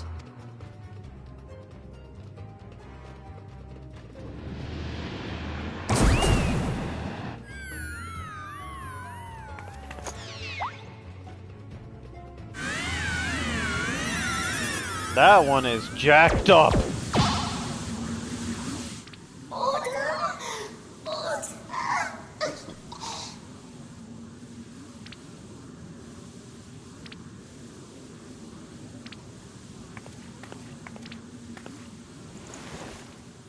Thank you, little one. You did well. The poor thing. Its essence has been irrevocably warped.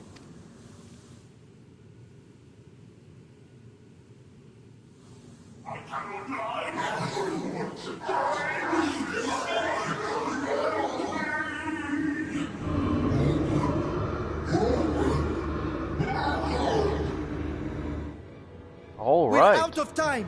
I must reseal the void gate.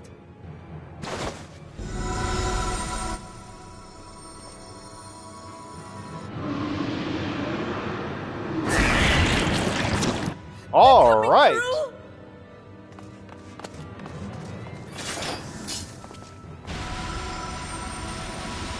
In the name of Alzadal III, I bar this door unto the void.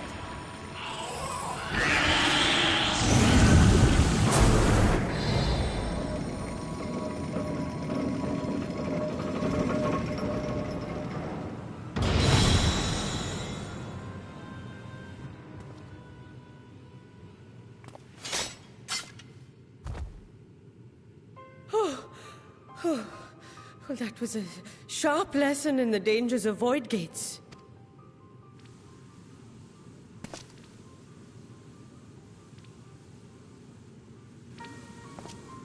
And what of our experiment? I'd say the results speak for themselves.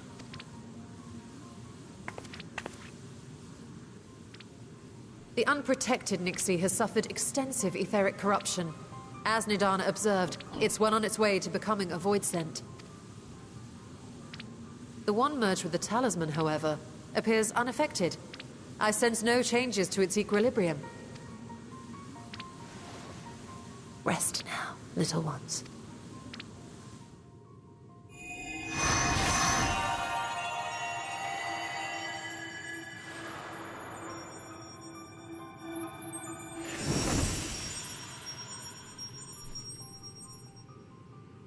Graha's theory was correct, then. So it would seem. But while our second familiar was untouched by void energies, the talisman itself shows signs of degradation. It was, of course, originally designed to shield the soul from primal tempering. It stands to reason that etheric corruption of a different sort would affect it differently.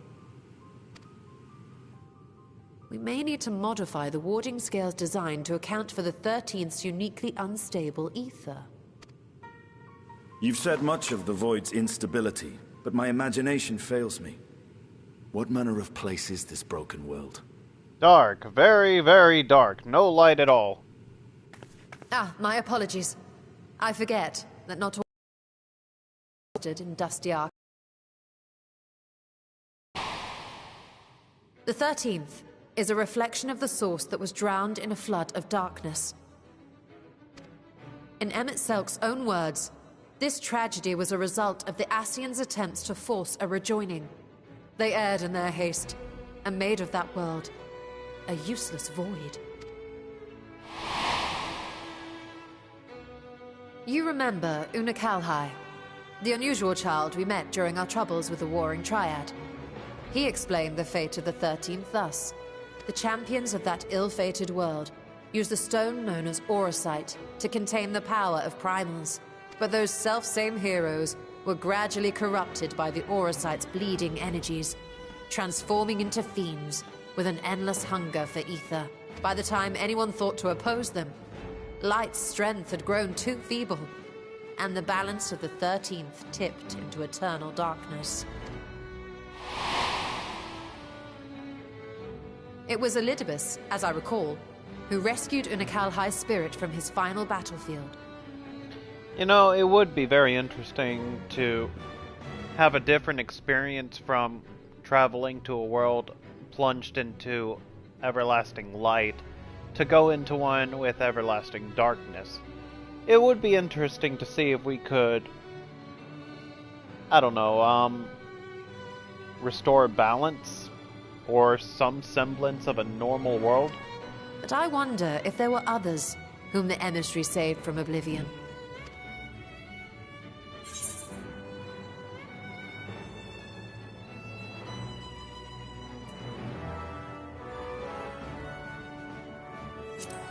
Right, the elven swordswoman. Silva? The adventurer who traveled with the Warriors of Light? And you say she was another of Elidibus's pawns?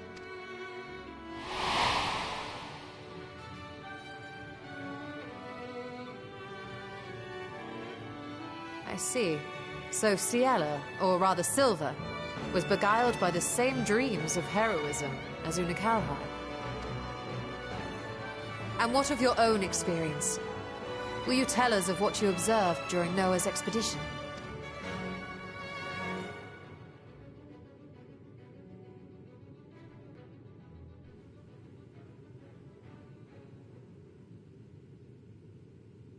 I can picture it now. The sunless, Stygian expanse, infested with legions of ether-starved monstrosities. A void in every sense of the word. What you have described in such lurid detail is exactly why I hesitate to encourage you.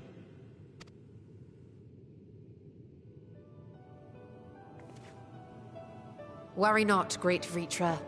Our journey into the 13th is but the first leg of a longer voyage. A voyage that shall lead us to other reflections, to new mysteries and discoveries. And I mean to be there every step of the way.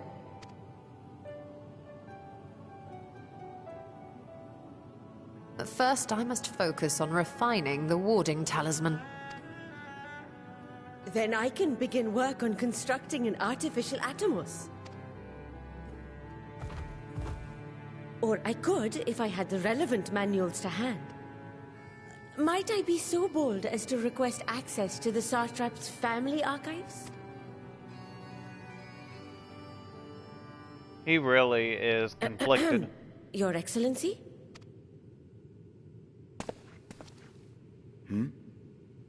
Oh, yes. That can be arranged. I will speak to my officials upon our return.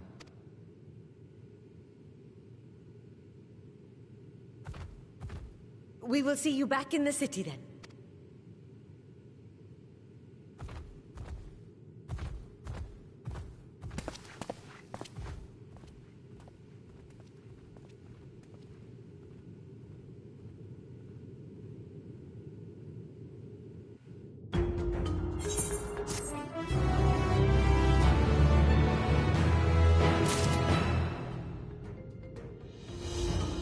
Meanwhile, elsewhere.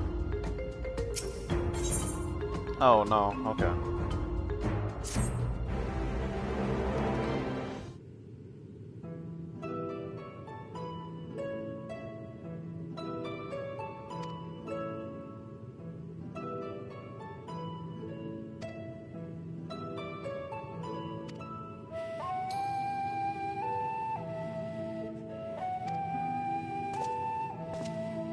I'm guessing it has something to do with those children?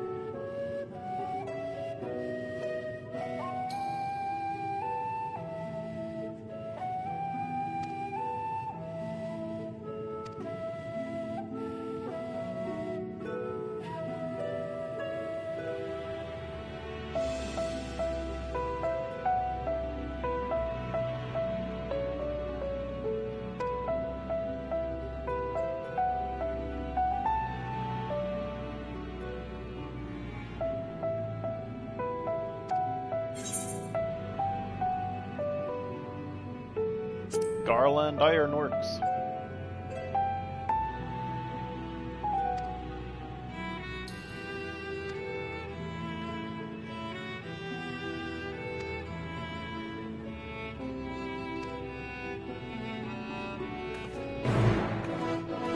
I thought it was the stupidest thing in the world that Sid was the last one we talked to about building a ship on this expansion.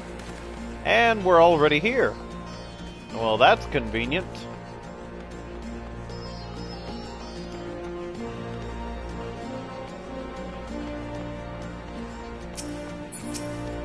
I have that scythe. I need to go get the other one.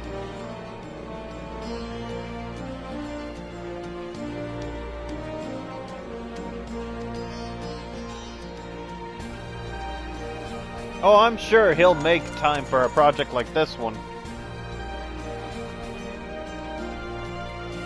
He's always jumping at the chance to be involved in our endeavors.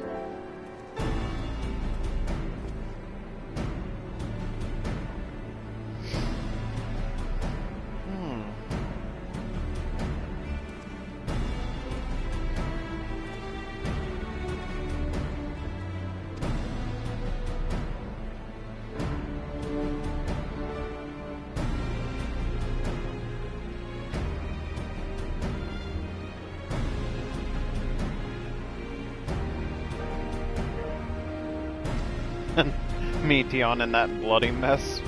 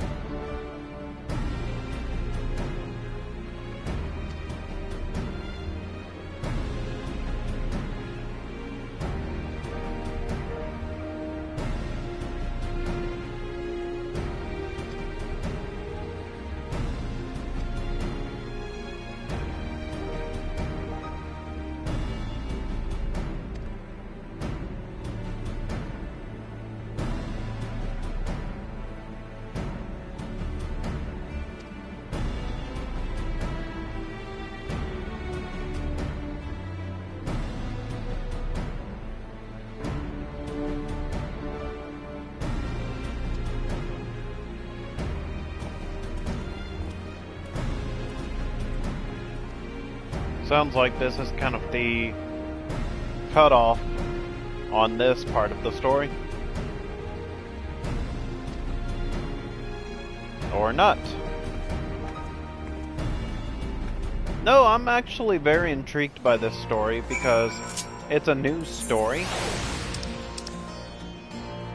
And just trying to get this sorted out. Yeah, it's a new story, and it's a very interesting prospect, finding a way to travel between worlds without being summoned or dying.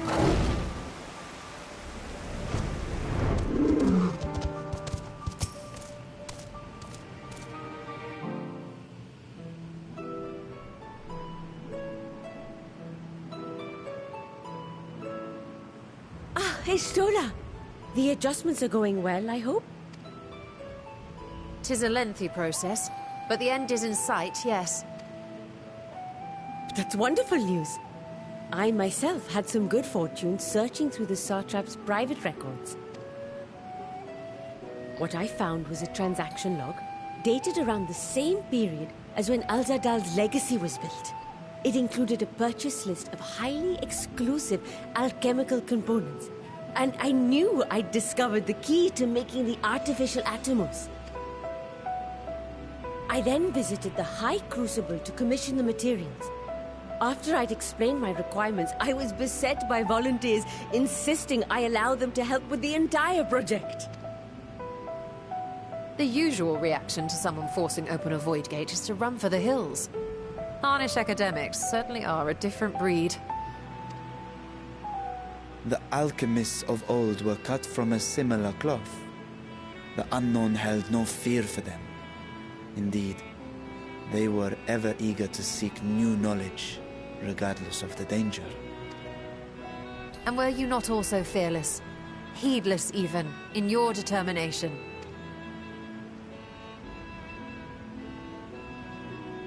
My sire entered his dormancy before I was hatched. And so it was Ashdaya who kept my eggs safe and warm. It created a bond between us. Even long after I learned to fend for myself, I rarely strayed from her side. She was my guardian, my sister, my dear companion. And not a single day passes that I do not mourn her absence. No matter how deep the darkness, I would not surrender my search, I promised myself the time would come when we would once more take to the skies together. But I am satrap now. The Radiant Host is here to serve, Your Excellency. Nabdeen, what is this about? Celestinian told us of your predicament. For centuries you have protected Rads at Han, never showing your true self, hiding behind a curtain and living only in service to the people. Your dedication meant more to us than your deceit, and so did we accept you as our rightful ruler. After all that you have sacrificed for this nation, did you imagine we would begrudge you your heart's desire? We survived the final days. We are a strong and proud people. We, the Radiant Host, will keep Thavnair safe in your absence.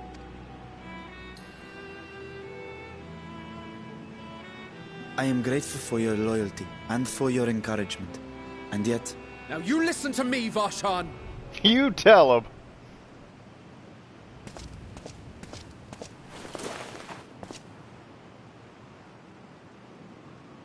You are wearing that face, after all.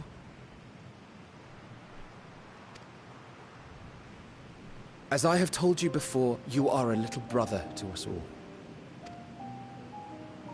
And if you are family, then so too is your sister. We are there for you if you need us. But do not ask us to sit by and watch while you abandon a sibling you have ached to rescue for millennia.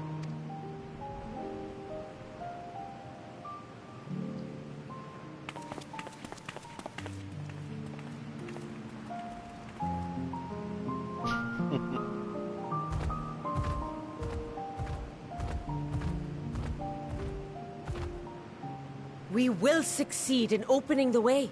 It is only a matter of time. All you need do is prepare to step through to the other side.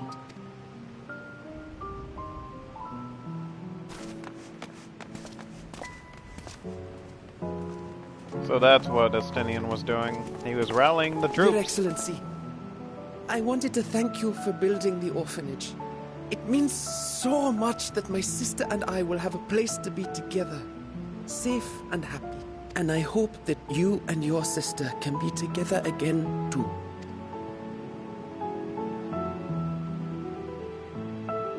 I was part right. He did go for those children.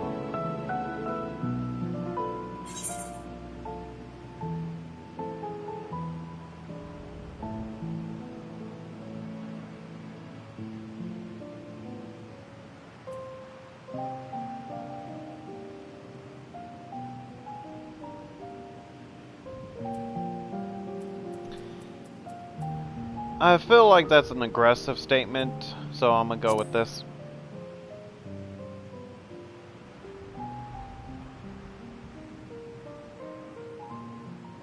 Take heart and protect them well.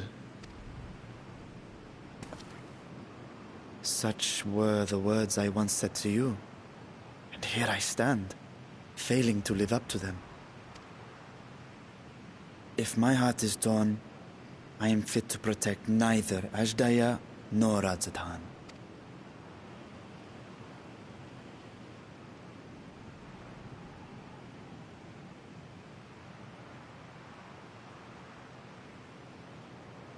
My people, I have come to a decision.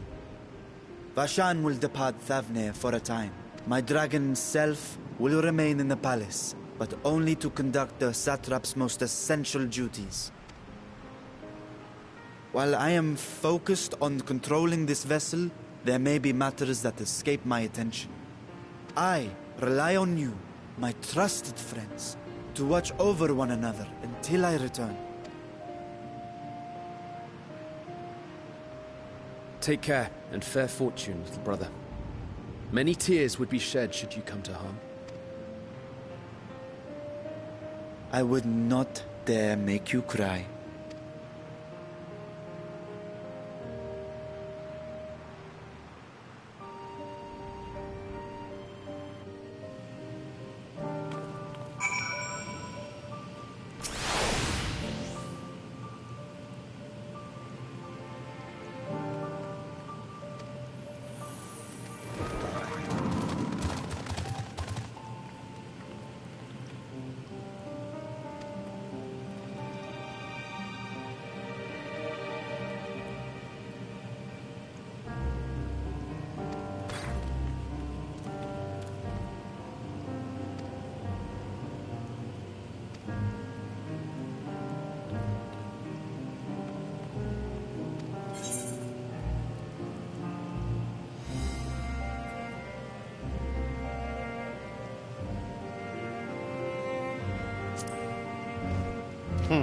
Any other former scions?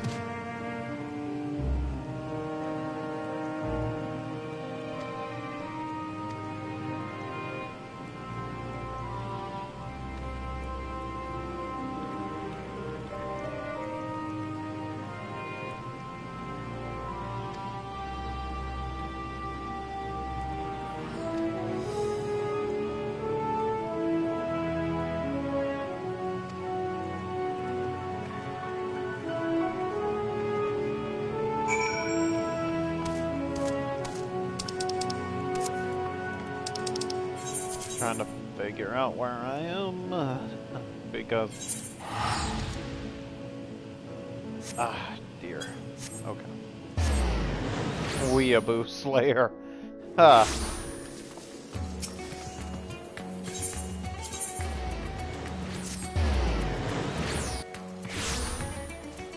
I am quite curious how long this patch is.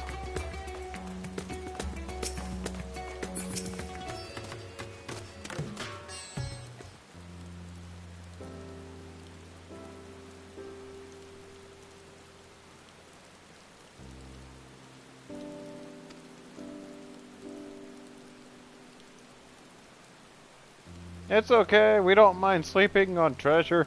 We'll never get to do it again in our lives.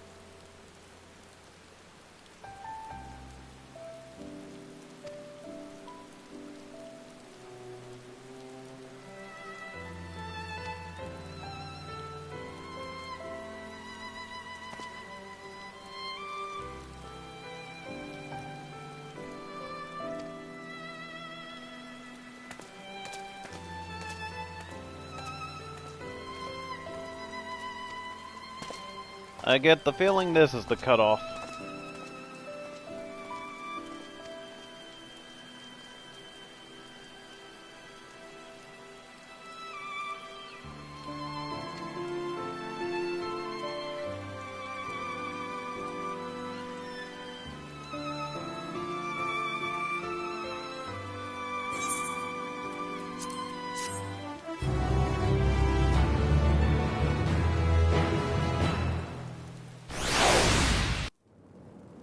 Meanwhile, in the 13th. Okay, let's pay attention here. See what we got.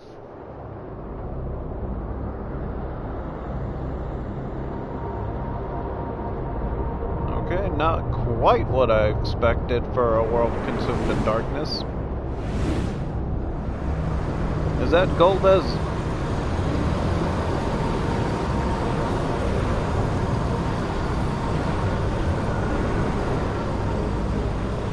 No, it's a scythe user.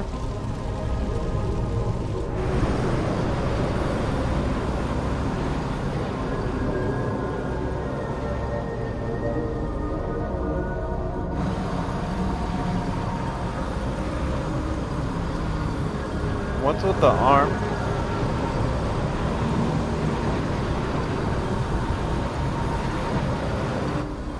Should I know who that guy is? Unless I am returned.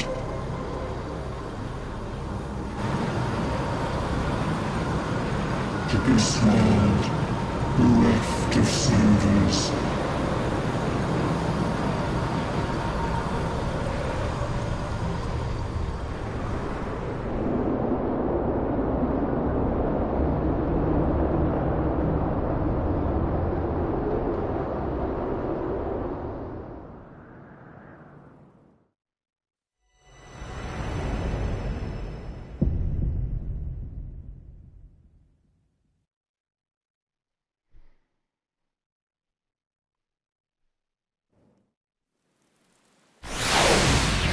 Okay.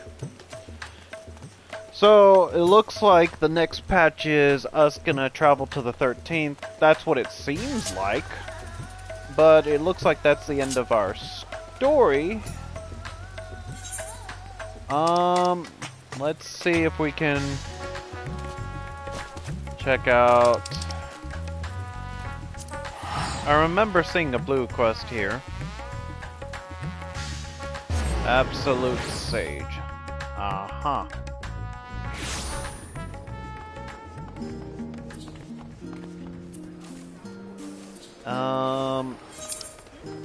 Over there.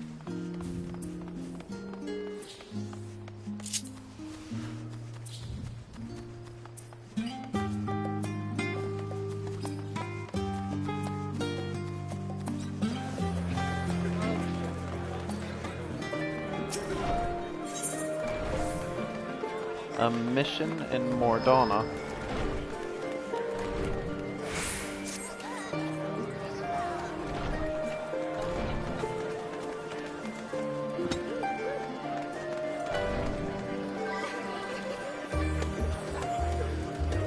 Oh, right, she had something she wanted us to do. So I guess it's a blue quest then.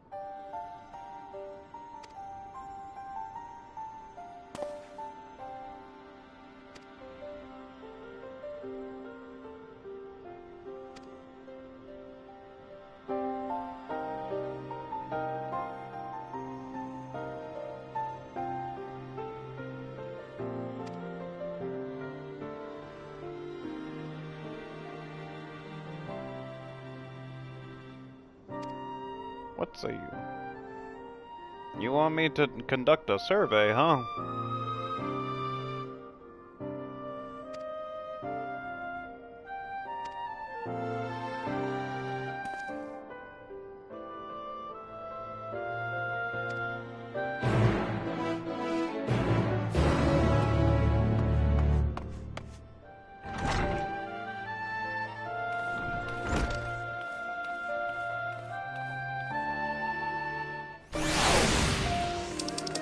Okay.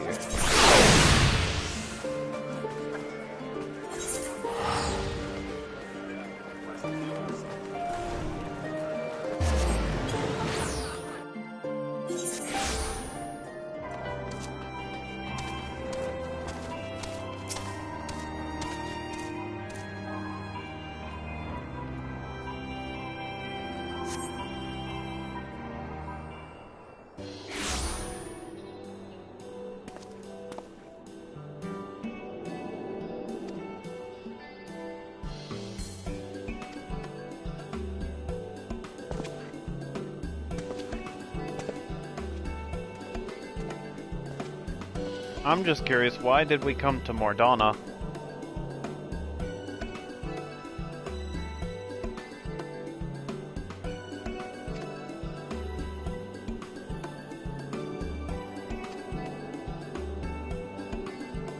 The Phantom Realm?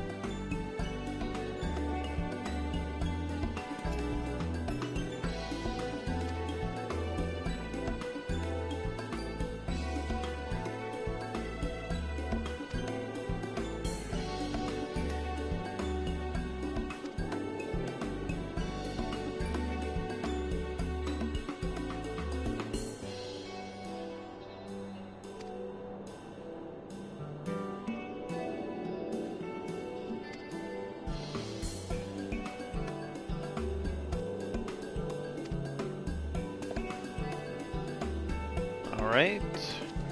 I really don't know what to make of what's going on here. So, some kind of mirage that's not a mirage island.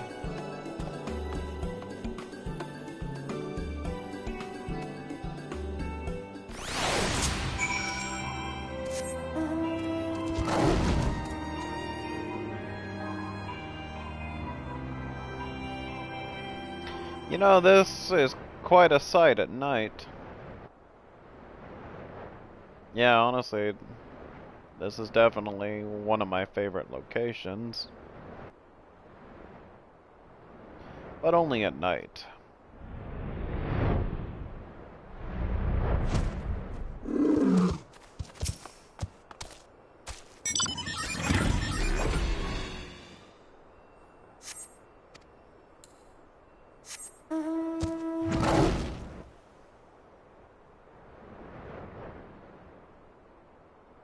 Ah, over there.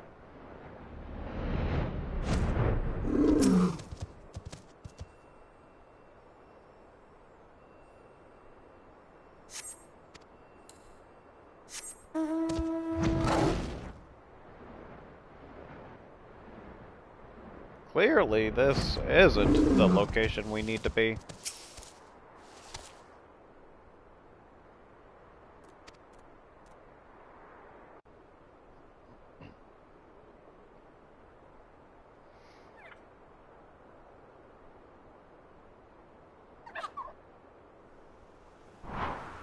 Are we about to play Madagascar songs?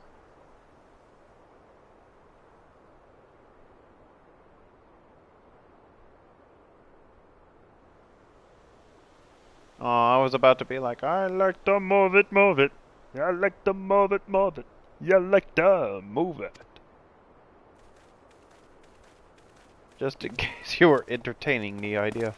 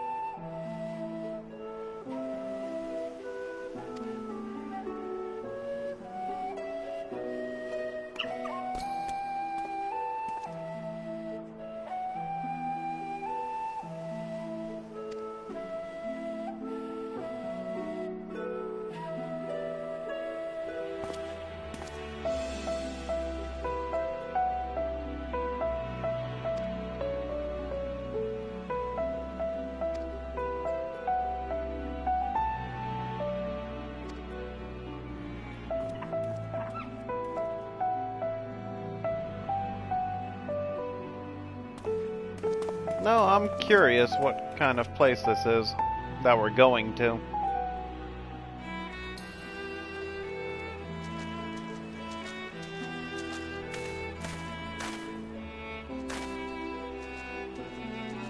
Is he walking on water?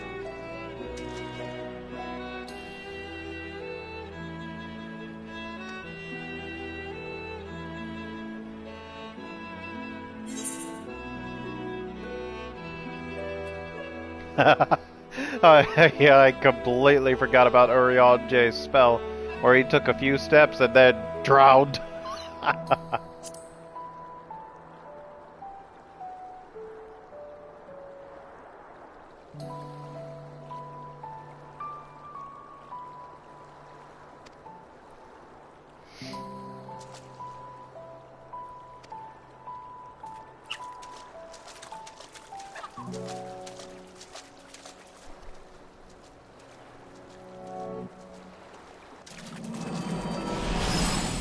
All right.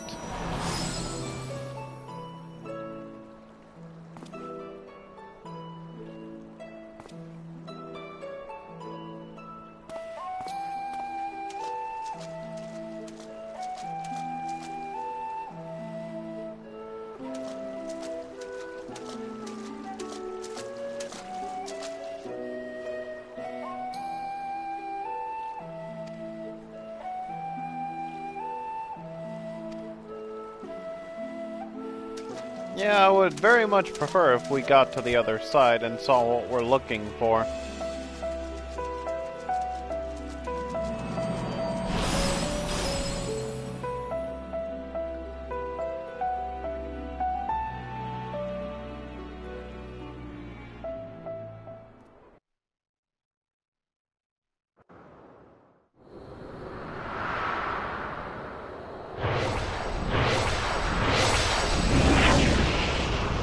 Are we about to get Aetheryte sickness?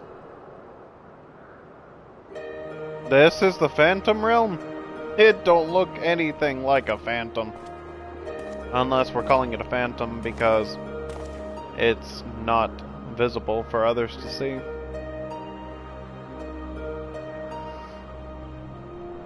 It's quite a lovely sight though, from what I can see so far.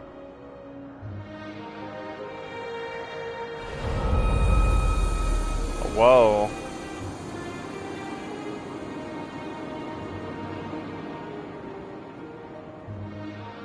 And I'm guessing that's the Aether right there.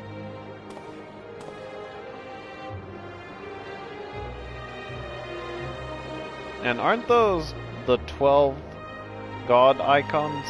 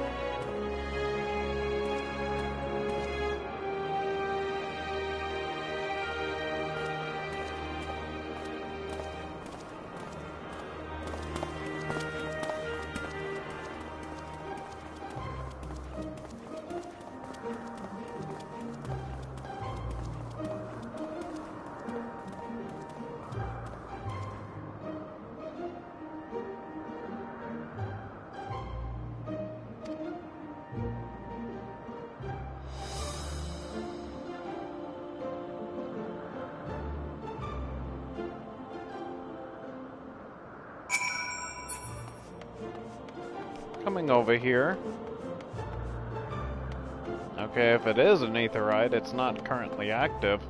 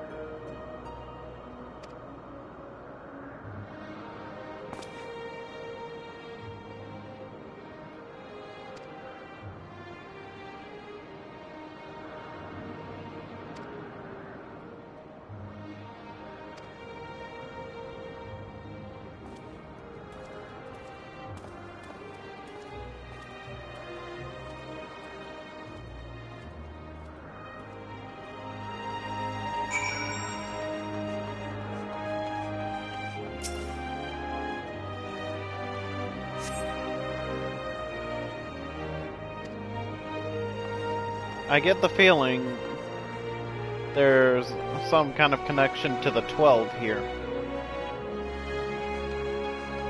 What's that over there?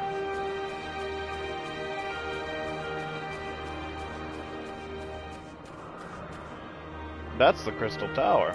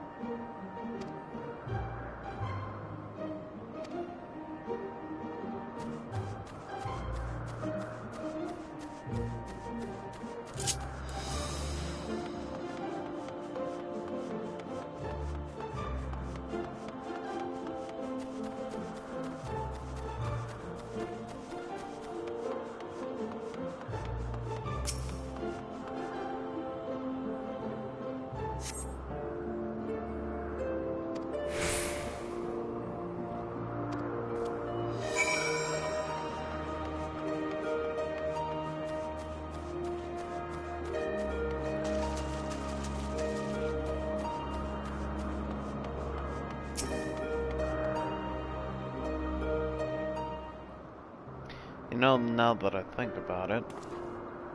We've got the normal raid unlocked for Endwalker, but not the Alliance raid. Is this the Alliance?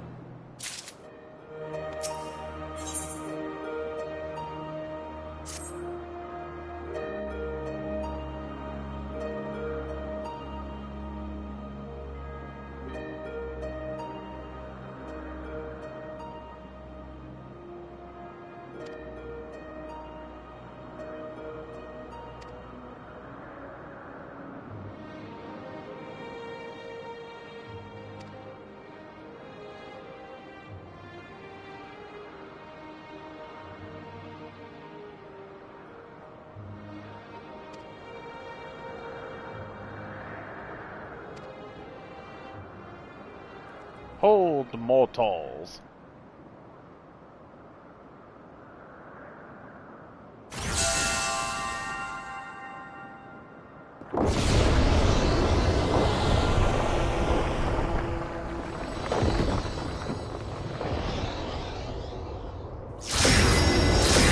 Okay, what's happening?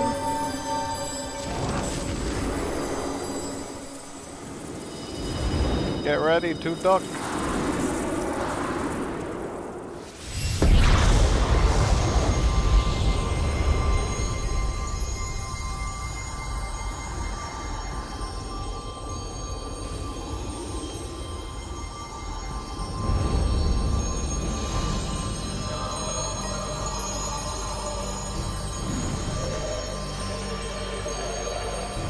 Are these Greek gods?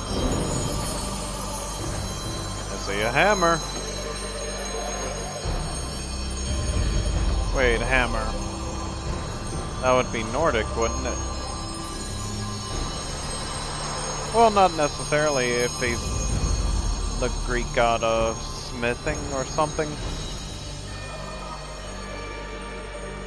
The builder.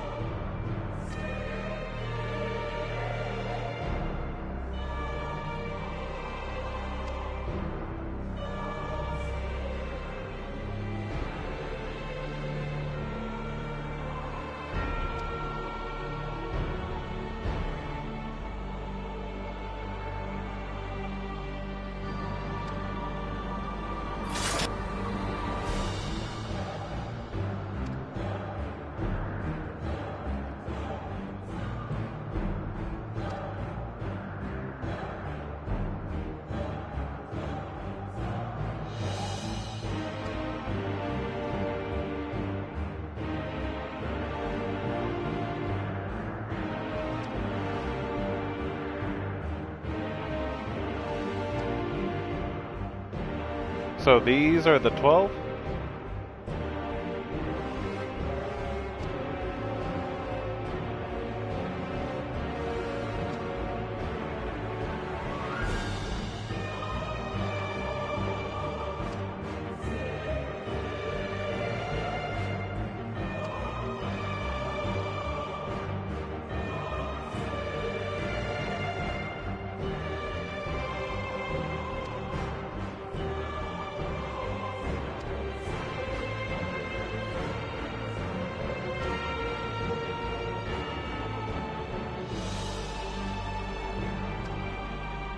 Sounds like a raid.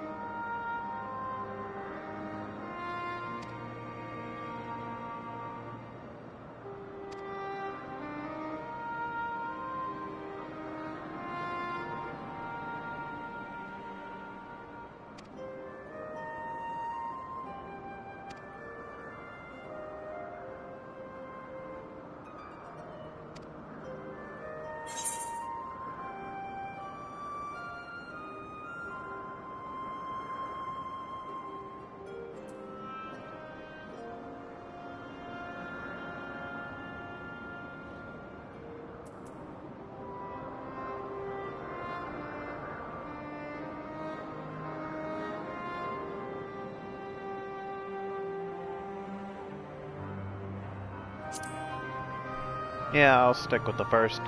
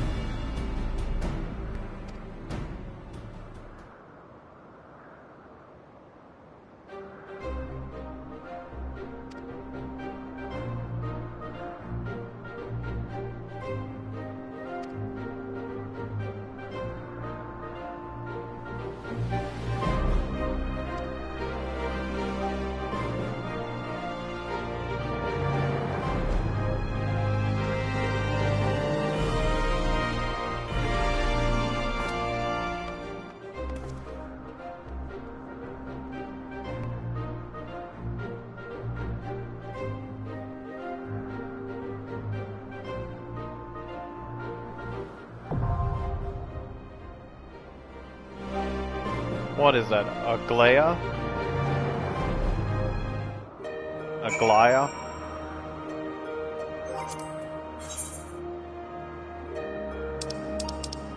It's an alliance, isn't it?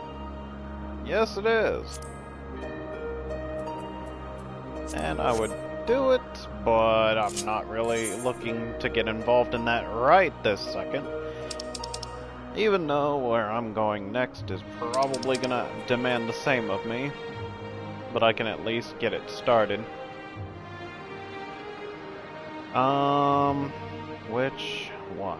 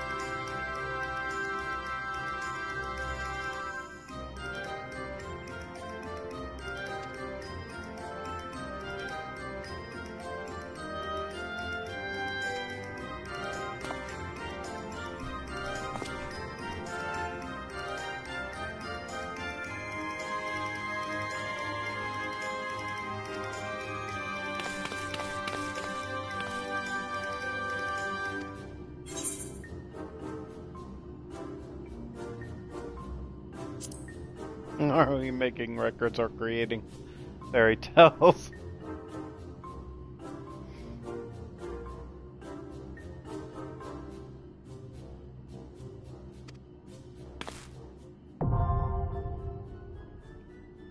Asphodela Savage. Okay, well, at least that's easy.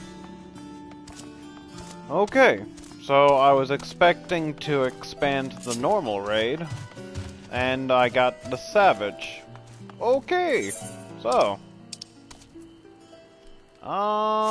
is there anything else that I should do?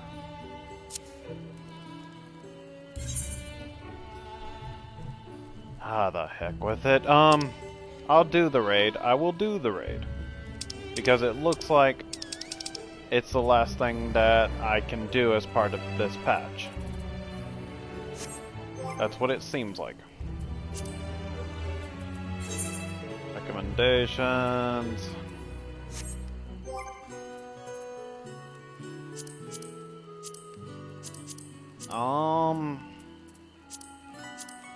To be quite frank though, I'm not a fan of doing raids for the first time as a tank.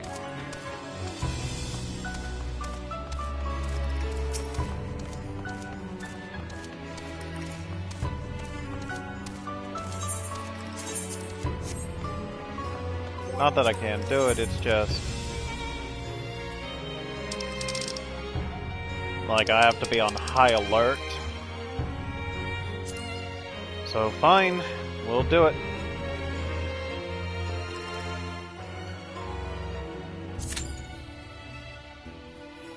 29 minutes. No?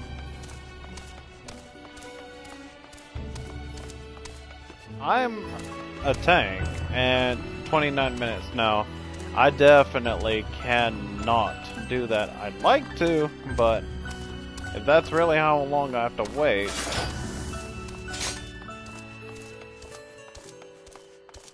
I could try the healing queue. I doubt that's gonna be much better. I mean, even if it is, the fact of the matter is, I wouldn't say that I'm brushed up on my healing enough to be able to do it.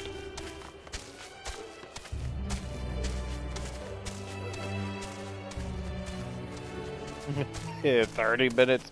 Are you serious? I guess a lot of people don't want to do it. Either that, or too many people are doing it as tanks.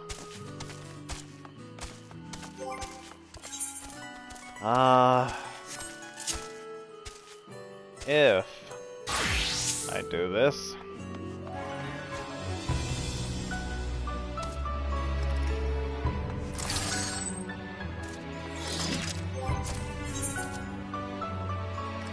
No, I couldn't do that if I wanted to.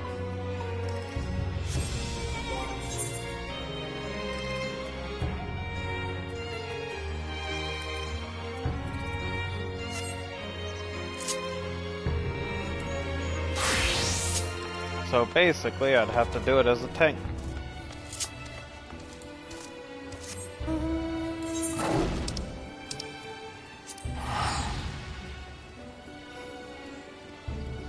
No, I want to go ahead and do the raid since it is the last thing that I need to do.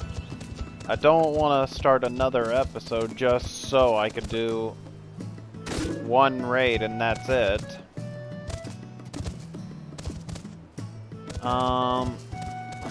It doesn't really look like I have a choice because I'm not gonna sit here for 30 minutes or more waiting for a queue for a tank.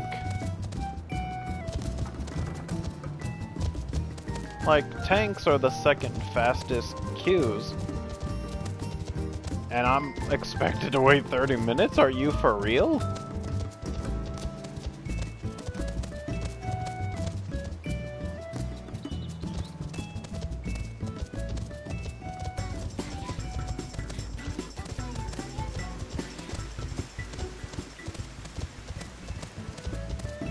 No, honestly, I don't see the point in doing another episode just to do a single solitary raid. I mean, I could do that, but I don't want to do that. If I'm being quite honest. It just feels like a waste of time for you guys and for myself because I would just be going in for one task, and that's not really something I'd like to do. I at least like doing these episodes of Let's Plays at least for an hour. And maybe it would take that much time on a raid, but on this new one.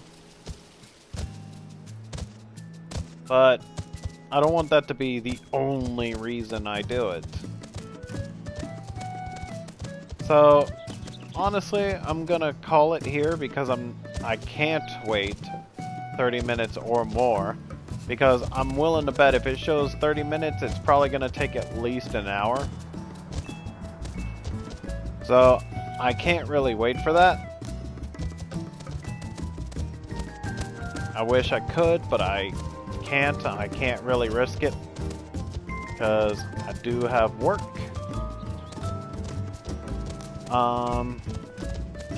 But yeah, we did get quite a bit done though. We did unlock Savage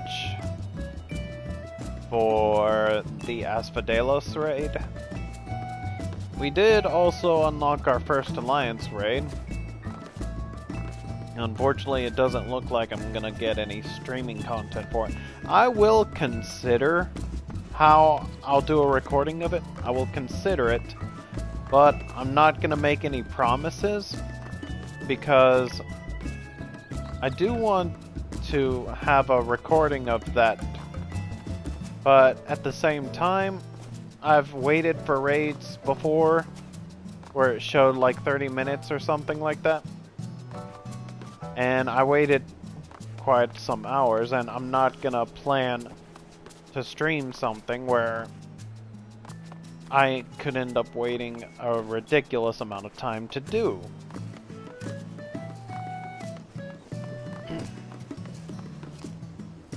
So that's just where I'm at with it. But I'll consider what I can do. And if there's some way that I can do it and not be like the only thing on a stream, then I'll definitely do it. I'll consider doing it as the only thing I'm recording, but I just don't see the point in only starting a stream just so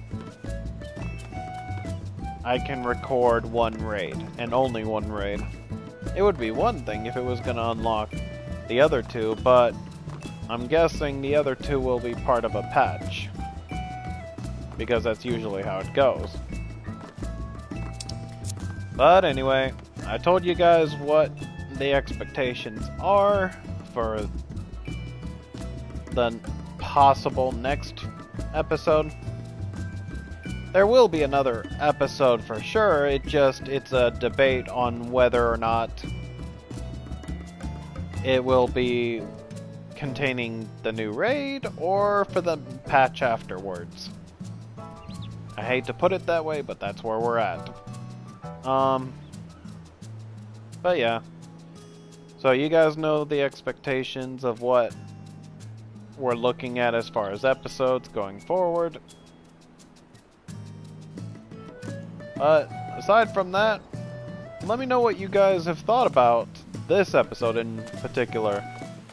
What were your favorite parts of this episode? Did you find anything in particular that you liked about what we've seen or what I've said or done? Let me know down in the comments down below. And do leave a like, comment, subscribe, and until the next time, I will catch you guys later.